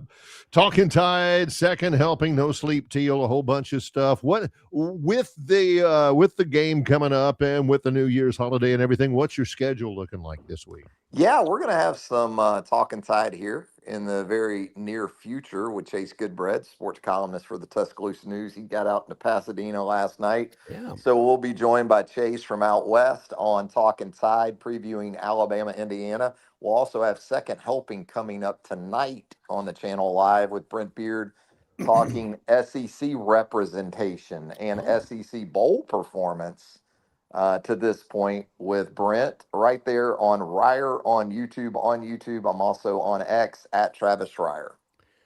Man, outstanding as always, Travis. We really appreciate your time. Happy New Year. We look forward to touching base with you again next week. Sounds good. Thanks, guys. You too, buddy. Thank you, Travis Reier on YouTube. Great analysis, as always, from Travis as we get ready for the big game in Pasadena on Thursday. All right, Barry, when we get back, I have got some information on State Trooper travel. Okay. We'll get into that. We'll also get into the Phantom's Daily Dog. Should have done that earlier today. No. Okay. I was wondering which way the wind was blowing on. Yeah. No, we'll do that just at the normal time. Yeah. Also, our man Brett Norsworthy. Going to talk a little Ole Miss Georgia Sugar Bowl with our man Brett, who covers Ole Miss. Been a part of them for quite a while. But as we roll out of here, Barry, today is the last day of the huge once-a-year absolute clearance at Marguerite's Exquisite Jewelry. Lyle likes to call it the Helpy Selfie sale. I think Lyle invented that term, the Helpy Selfie. It does have kind of a good ring to it. It does. It was 5 days. Today's the last day. So you still have an opportunity to take advantage of incredible savings. They are clearing out the cases. Every jewelry item in the store must go, everything, because they're bringing in all of the new 2026 lineup. And Barry, it's great. You walk out and you walk into the store, there's a case, and it might be $750. This case might be $475. This one might be $800. Everything in that case is that price. It's that simple. But you got to hurry because today is the last day. They open at 10 o'clock today. They close at 6, and then it's done. And they are totally looking forward to 2026 and stocking them with new jewelry in each one of the showcases. Today's the final day at Marguerite's Exquisite Jewelry, Pepper Tree Center, next to Chappie's Deli, 8163 Vaughan Road in Montgomery. It's Longshore and McKnight in association with Yellowhammer News, presented by Bud Light. Prattville Carpet is the most trusted name in flooring in the River region. Ray Bowles and his staff have an extensive line of Mohawk, stain-resistant carpeting in all the latest styles and colors. Prattville Carpet also has hardwood, vinyl, and ceramic tile for all of your flooring needs. Professionally installed at the absolute lowest prices. Take advantage of cash and carry vinyl plank at just $239 a foot. Call them today to set up your free measurement for your home, office, lake house, hunting camp, or wherever you need flooring. 285-8117. That's 285-8117, or drop by 2201 Cobbs Ford Road in Prattville for Prattville Carpet. It doesn't matter if you're running drills at the park, playing pickup on a Saturday, or sinking the final putt. When you compete with your friends with Michelob Ultra on the line, competition isn't that friendly. The trash talk, next level, and the stakes, oh, those are crystal clear. With only 95 calories and superior smooth taste, it's the ultimate trophy. Superior is worth playing for. Michelob Ultra, superior light beer. Enjoy responsibly. Copyright 2025, Anheuser-Busch Michelob Ultra Light Beer, St. Louis, Missouri. The Destin Connection Seafood Market at 3750 Norman Bridge Road in Montgomery has the freshest seafood direct from the Gulf of America. I'm talking red snapper and grouper, all sizes of Gulf shrimp, jumbo lump crab meat and crab claws, Louisiana Bay oysters, and New Bedford scallops. They are a full-service seafood market and kitchen serving po' boys, dinners, and sandwiches. You know, many well-known restaurants in the River region purchase their seafood from the Destin Connection because they know it's the absolute best. Call ahead and your order will be ready for pickup. The Destin Connection Seafood Market, 3750 Norman Bridge Road. Call 288-4272. That's 288-4272. Okay, about 26 minutes past the hour. And for all of your New Year's parties, celebrations, New Year's Eve, Destin Connections got you hooked up with those fresh shrimp. They'll boil them, they'll peel them, they'll devein them for you. Also, their crawfish, their oysters, any seafood item, the Destin Connection has it for all of your New Year's Eve and New Year's Day parties. Go by and see them at 3750 Norman Bridge Road. All right, a couple of bits here before we get to our next guest. Brett Norsworthy going to talk a little Ole Miss Georgia Sugar Bowl with us. All right, this is what I found out, Barry, about the state troopers. I'm just telling you what I heard from the horse's mouth, as they say. The troopers do fly. They coordinate with California state troopers who provide them transportation and anything else they may need. So I guess it's kind of a we'll help you, you help us kind of situation.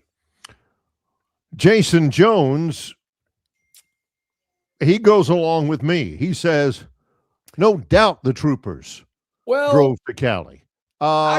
They left when the equipment truck left. If you and Jason want to call my man at Aaliyah, and y'all can take it up with him, but I'm getting that straight from Aaliyah. They flew. What the heck is Aaliyah? Alabama Law Enforcement Agency. Oh. Why would they, Why would they drive? I mean, why are they there anyway? Well, I've wondered that forever. Why are they there? I will say that. I've always wondered that. Is somebody going to jump out of the stands? I mean, could some LA cop not get the guy away from Coach DeBoer if that happened? I don't know what the deal is. But that was Coach Bryant and Suge, I think, instituted that years ago. So I'm just telling you what I found out. Just do with it what you want. All right. I've seen with my own two eyes. Yeah. All over the country. But let me ask you this. Who pays for those troopers to travel? The now schools that I don't know. Or the state? I don't know. So if the schools are paying for it, maybe some schools are willing to pay for their transportation needs over how other people pay for them to move around. But to California, to me, that's a total waste of time to drive out there. Now, I agree with you there. So I'm just telling you what I heard. All right. The Daily Dog. We do it each and every day here on the program. We find an underdog that we think can cover the spread and maybe win the game outright. Yes. Which happened to be the case last night. There was some throat clearing. There was some scratching of the foreheads. Wait a minute. You're taking the Falcons plus the 7.5? Yes, we did take the Falcons plus the 7.5. They jumped out to a huge lead. They did. Was there a little concern that they'd blow that lead? Well, then the Falcons are. They are maybe the most famous NFL franchise for blowing big leads in a big game. 28-3 seems to jump out at me. Super Bowl. You're right. Yeah. So the Rams did tie it up. And the Falcons had to kick like a 51-yard field goal. But they ended up, it didn't matter if they won or lost. They covered the spread. But, hey, they went ahead and won anyway. So good for them. Good for the Falcons. So the Daily Dog hits yesterday. So I know what you people are asking. That was great. What about today? What have you done for me lately? Yes. So today, Barry, we got 3 college bowl games.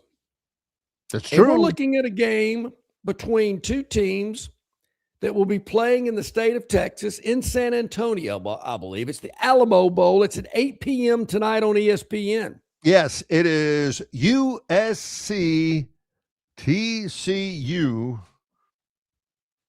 in San Antonio. How many Trojan fans you think maybe went to San Antonio for the game? I don't know. Not many. Not many.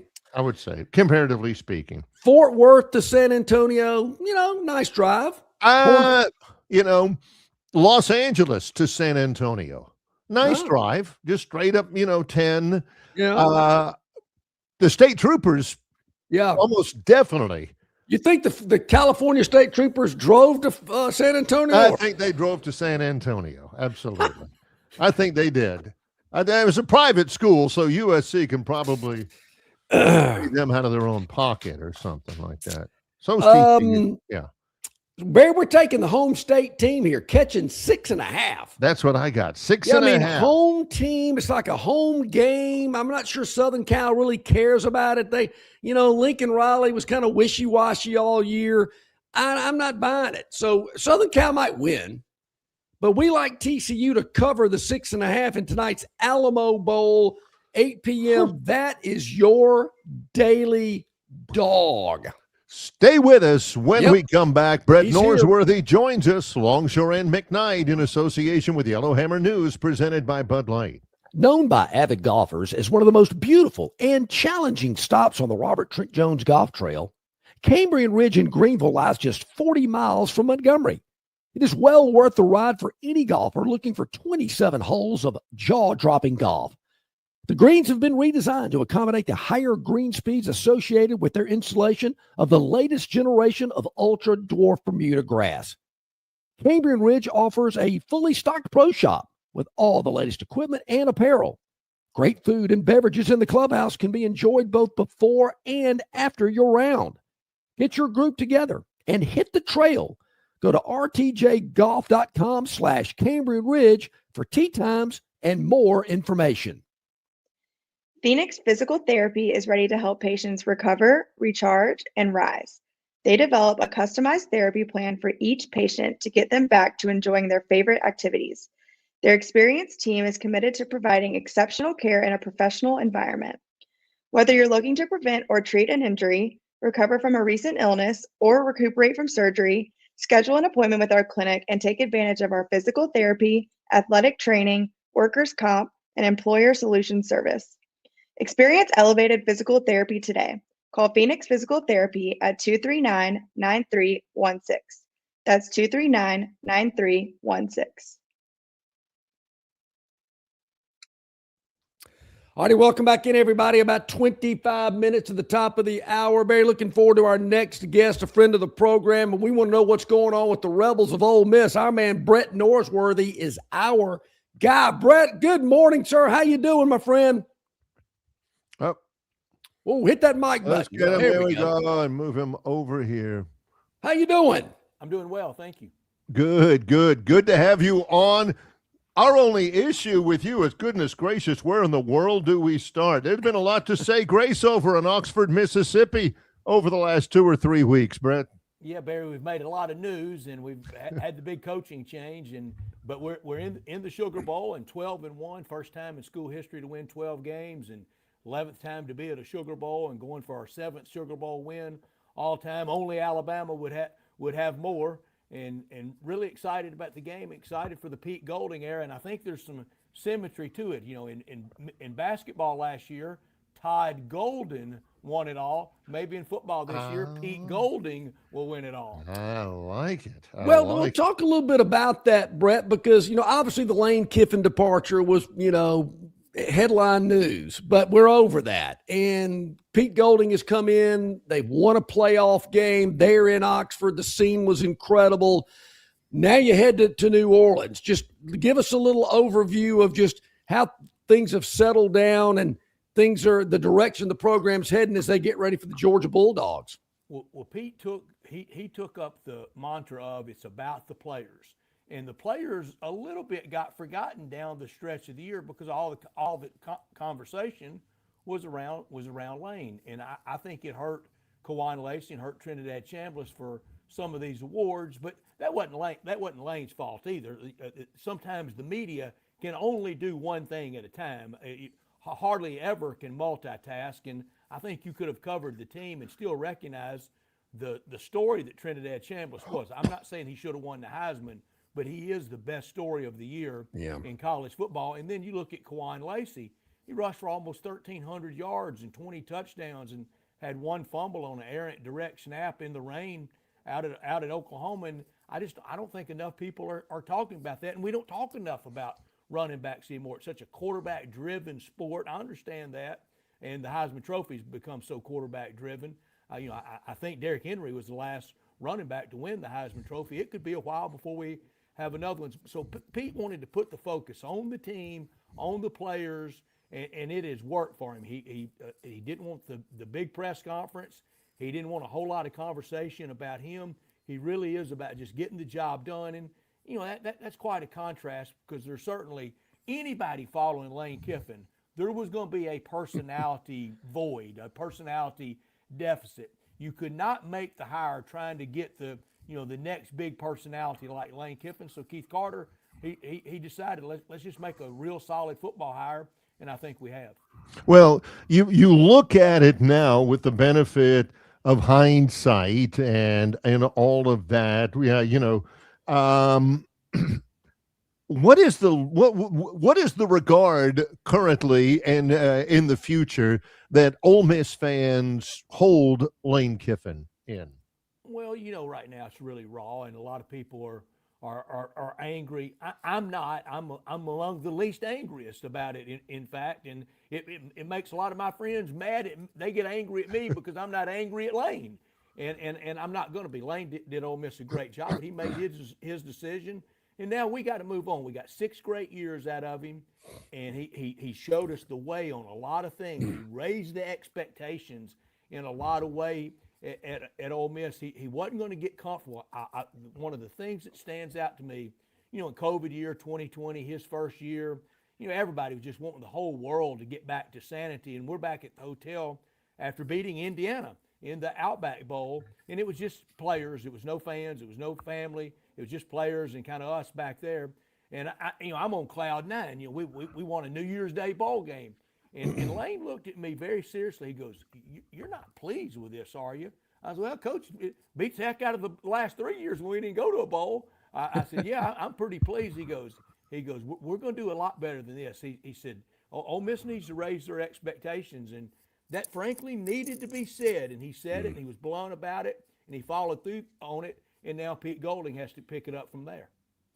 You know, it's interesting, Brett, we were just talking earlier. I mean, the day and age of a coach being in a program 15, 20 years are over. If you can get a guy 5, 6, 7 years, you're doing well. And I think that's what we're going to see in college athletics from here on out. The days of a Nick Saban at one school, I think, are over.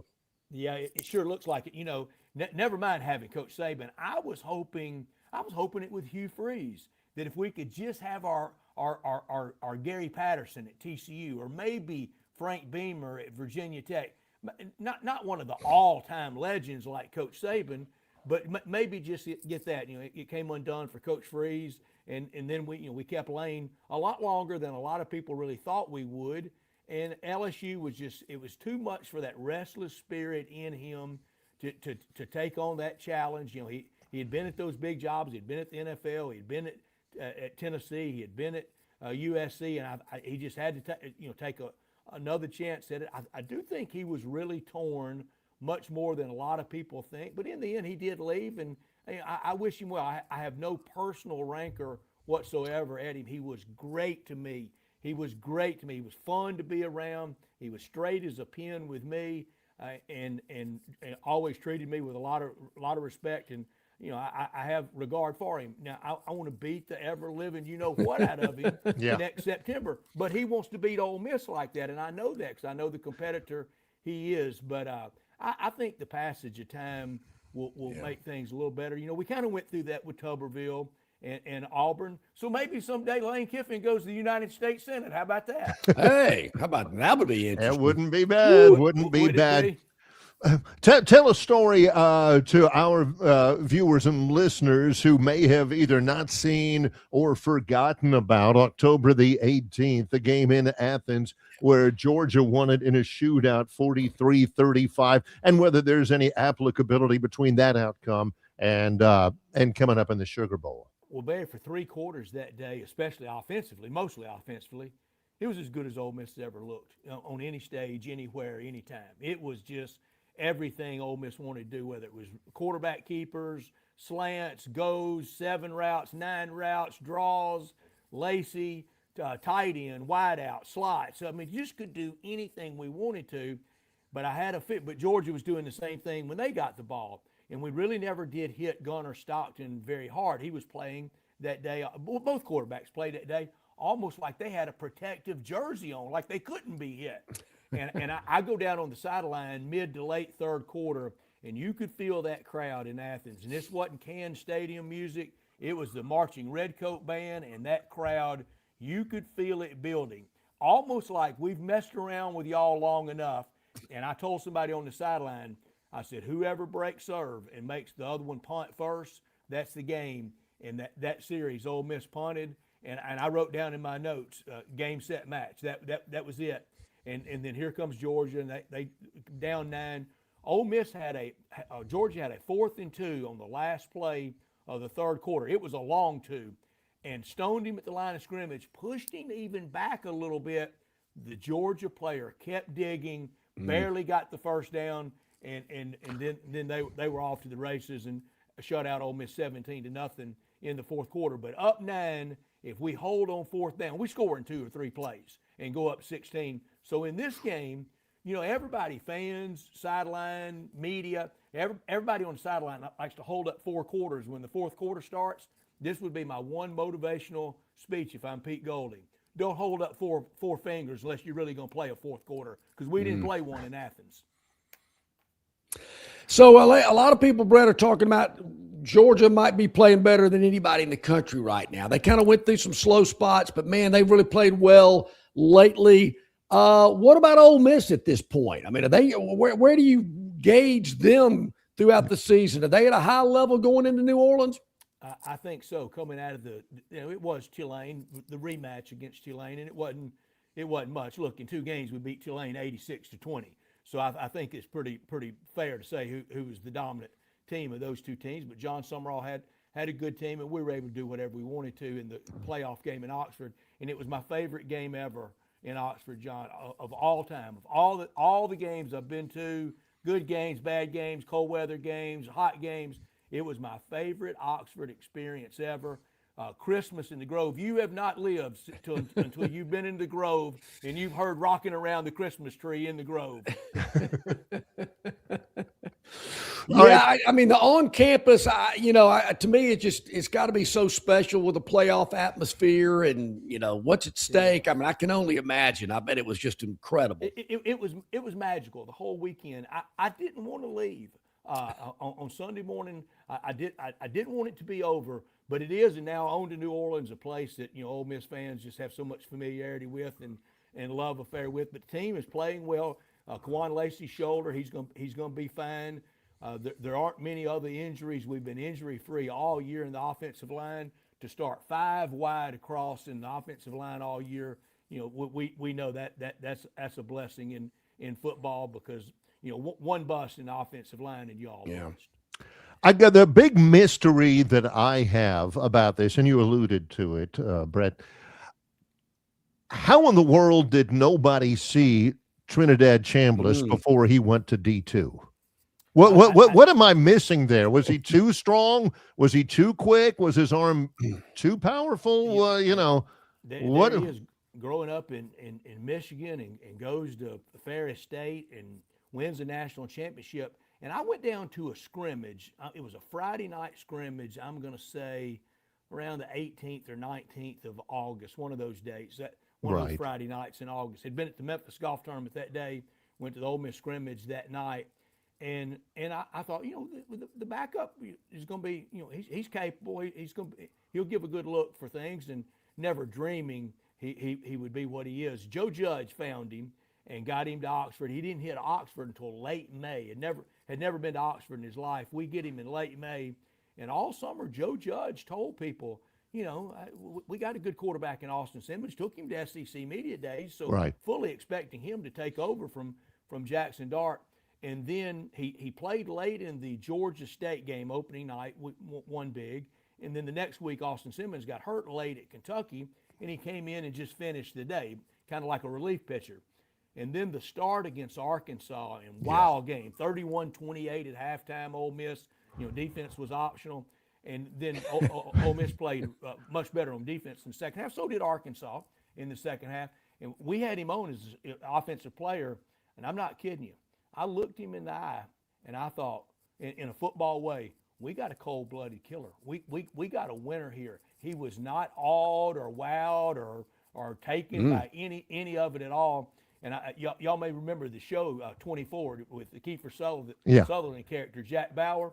I looked in his eyes, and I saw Jack Bauer looking back at me.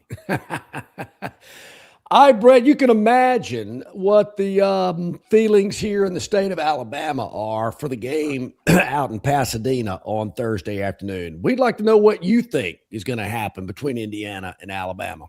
Well, first of all, let's get something straight. I hear, and I really don't want to sound like the old man, but I guess I'm going to. I hear some of the young media wanting to compare this game and the Indiana being favored to the Alabama-Miami Sugar Bowl in 1992. You got to be kidding me. There's no way Indiana is the U from that year. And that Alabama team had played Miami the year before in the Sugar Bowl, a good Alabama team with Prince Wembley and real good team, and had lost to Miami the year before. So there's no way Indiana is that. Would it be upset? Yes, because Indiana's favored, but I do think Alabama will win. And I think Alabama will win fairly comfortably, 24-14, 27-17, somewhere in that neighborhood. All right. Well, it's always good to visit with you, Brett. Great insight, great storytelling as always. We appreciate you, and we'll look forward to what should be an all-timer in the Sugar Bowl this weekend. Appreciate you. It will be. Love you guys. Happy New Year. Hey. You too. Have fun in New Orleans. Don't eat too many beignets down there. Yeah. Great stuff. Our man Brett Norsworthy. If we need to know about the Rebels, he is our guy. A lot of excitement, Barry, as you can imagine. Ole Miss isn't in this position very often. Going to the Sugar Bowl, had a college football playoff win there in Oxford. They're pretty excited. Yeah. We're excited about the Gurn Jr. Victoryland 777 topic wheel coming up next. It's Longshore and McKnight in association with Yellowhammer News, presented by Bud Light. Why Hands? At Hands Heating and Air, you get this area's highest ranked service provider with 24-hour repair service, no overtime charges, and their same-day service guarantee.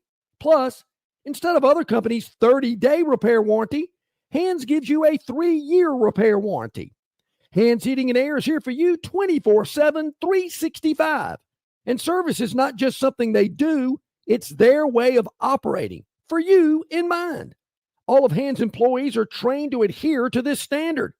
They work hard to ensure that this standard is maintained, and they are constantly looking for new ways to better serve you. Call Hands Heating and Air today at 508-5382. That's 508-5382, or find them on the web at 834hands.com. Welcome to the holidays. They're officially here. Time for tradition, family gatherings, meals, and the annual scramble of searching for those last-minute gifts. Speaking of gifts, this season Budweiser's got your back. Head to the store right now and look for our specials. Why go all over town looking for that perfect gift when Budweiser takes care of everyone in one convenient ice-cold package? When you stock up on Budweiser with our specials, you'll have plenty to share with your friends and family. They'll all appreciate that Budweiser's brewed the hard way and has been for 140 years. We use the finest barley, malt, and hops grown in Idaho and Germany. We don't take any shortcuts when we're brewing. That's our tradition. So make the most of your holidays. Stop by your local store now for our specials. Grab enough Budweiser for yourself, your friends, and your family. It's a new holiday tradition everyone can enjoy together. Enjoy responsibly. Anheuser-Busch Budweiser Beer, St. Louis, Missouri. Don't miss your chance to win big at Victoryland Casino. Play the latest, hottest, most exciting games around with fun bonuses and big jackpots. Don't miss out on your free play. Stop by Player Rewards today and check out this month's exciting free play promotions. Come see why our players keep coming back. You'll have more fun at Victoryland Casino, where you can be a winner too. Victoryland Casino, located off I-85 exit 22, Shorter, Alabama. Must be 21 or older.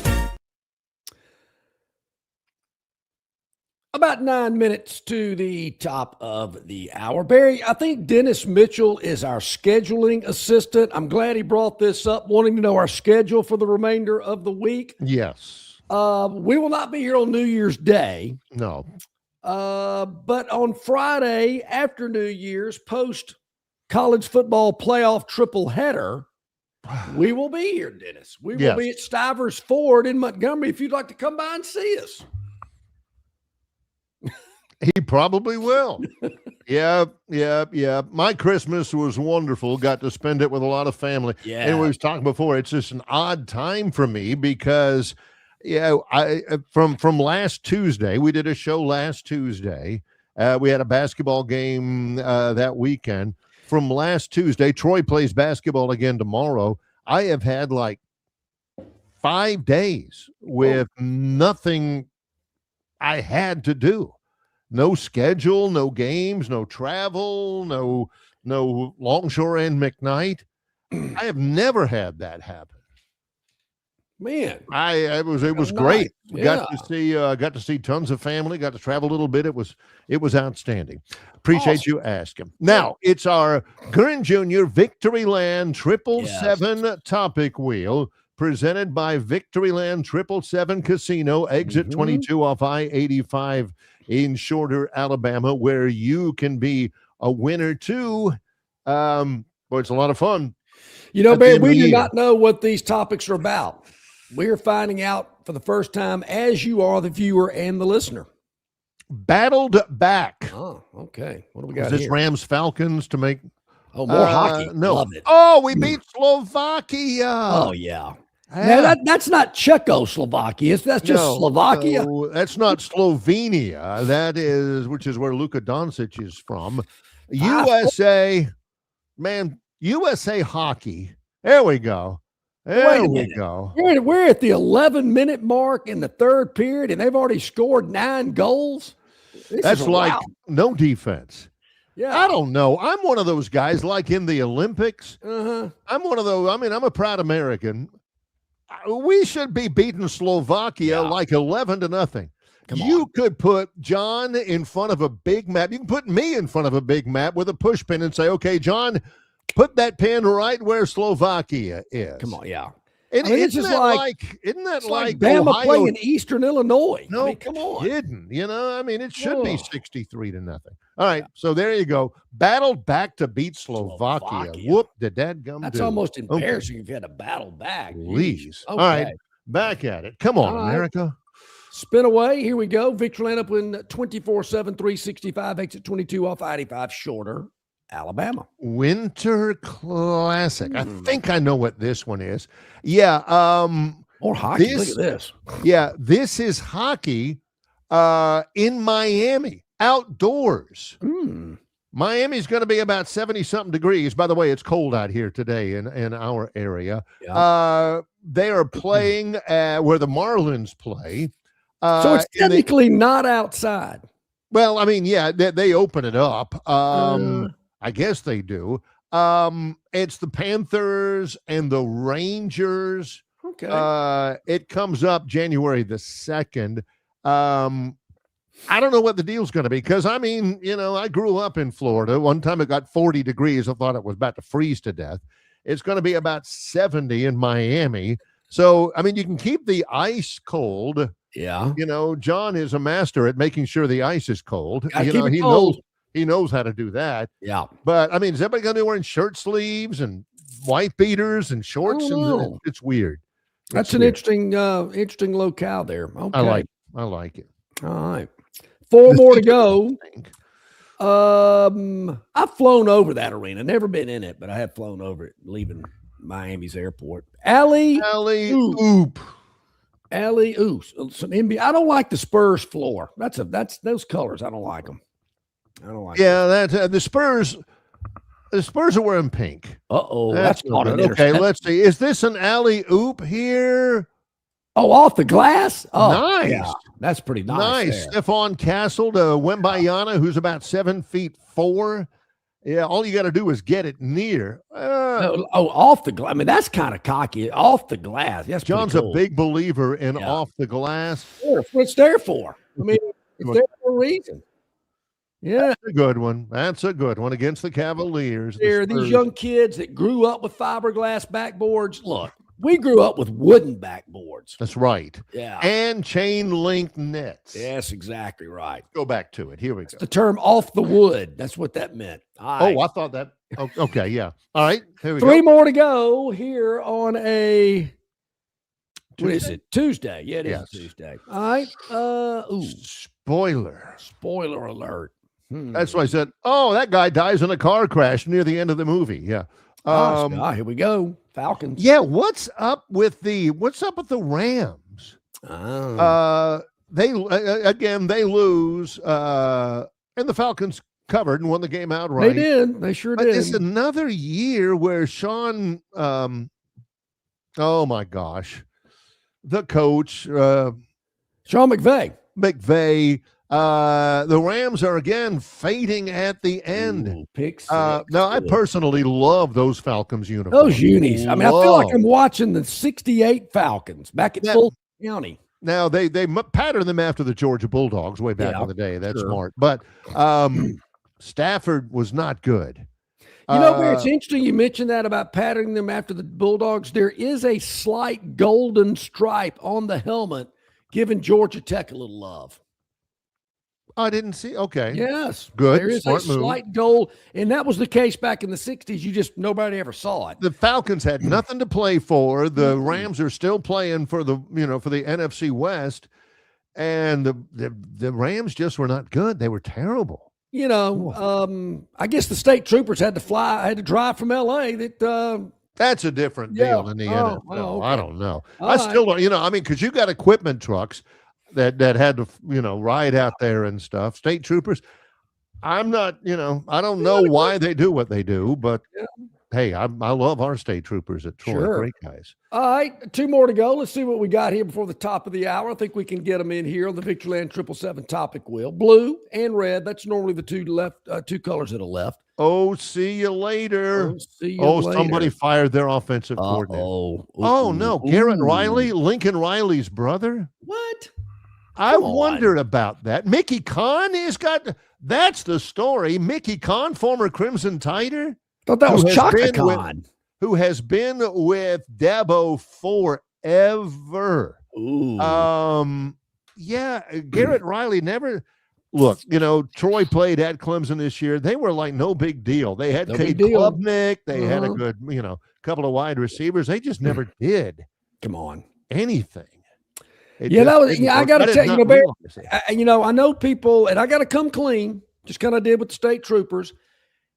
I picked Clemson and Penn State to play for the national championship back in the summer. They had everything, John. They had everything they needed. That might have been my biggest. That might have been a bigger miss than Ryan Leaf or Bill and Hillary. Yeah, but those weren't your fault either, especially the Bill and Hillary, which, I still think I might be correct on that technically. Yeah, semantics. Yeah. Let's go back to it. Here we are. One more to go, I believe. One more. Yep, let's see what we got. Oh, where'd the wheel go? Oh, here it comes. It's coming. It's coming up. Yeah. Got to spin it to make it official. Need a doc. All right. We need a doc. Like a doctor. Oh, this is you. Oh, Doc Rivers. Oh, Doc Rivers. Doc Rivers, George Carl. Doc Rivers, sixth. Is it sixth? Yeah, sixth all-time in career coaching victories. He has coached everybody. Again, Boston, Clippers, Orlando, Philadelphia, and the Bucks. Who's coached more teams, him or Larry Brown? Probably Larry Brown. Yeah. He's one of those guys that just kind of moves around. They keep hiring the same guys over and over and over again. Used to be a guy named Gene Shue that used to coach everybody. Gene Shue, spelled S-H-U-E. Very good. Kind of like Elizabeth Shue. Elizabeth Shue. Yes. Hey, Barry, tomorrow, since we won't be on Thursday, tomorrow we're going to be really loaded up. Our man C.J. Duncan going to join us tomorrow on the program. The Moneyline Magician, Josh Harris, but also Rodney Orr tomorrow at the top of the second hour. Since Thursday, we won't be here. So we'll get Rodney's preview of the big Rose Bowl game between Bama and Indiana and any other news that Tider Insider might have to share with us tomorrow. Might get Jason Caldwell on Friday. Yeah, heck yeah. Something like that. Yep. Yeah. Many, many thanks to Brett Norsworthy and an under-the-weather Brian Matthews joining us today. He's John Longshore. I'm Barry McKnight. It's Longshore and McKnight in association with Yellowhammer News, presented by Bud Light.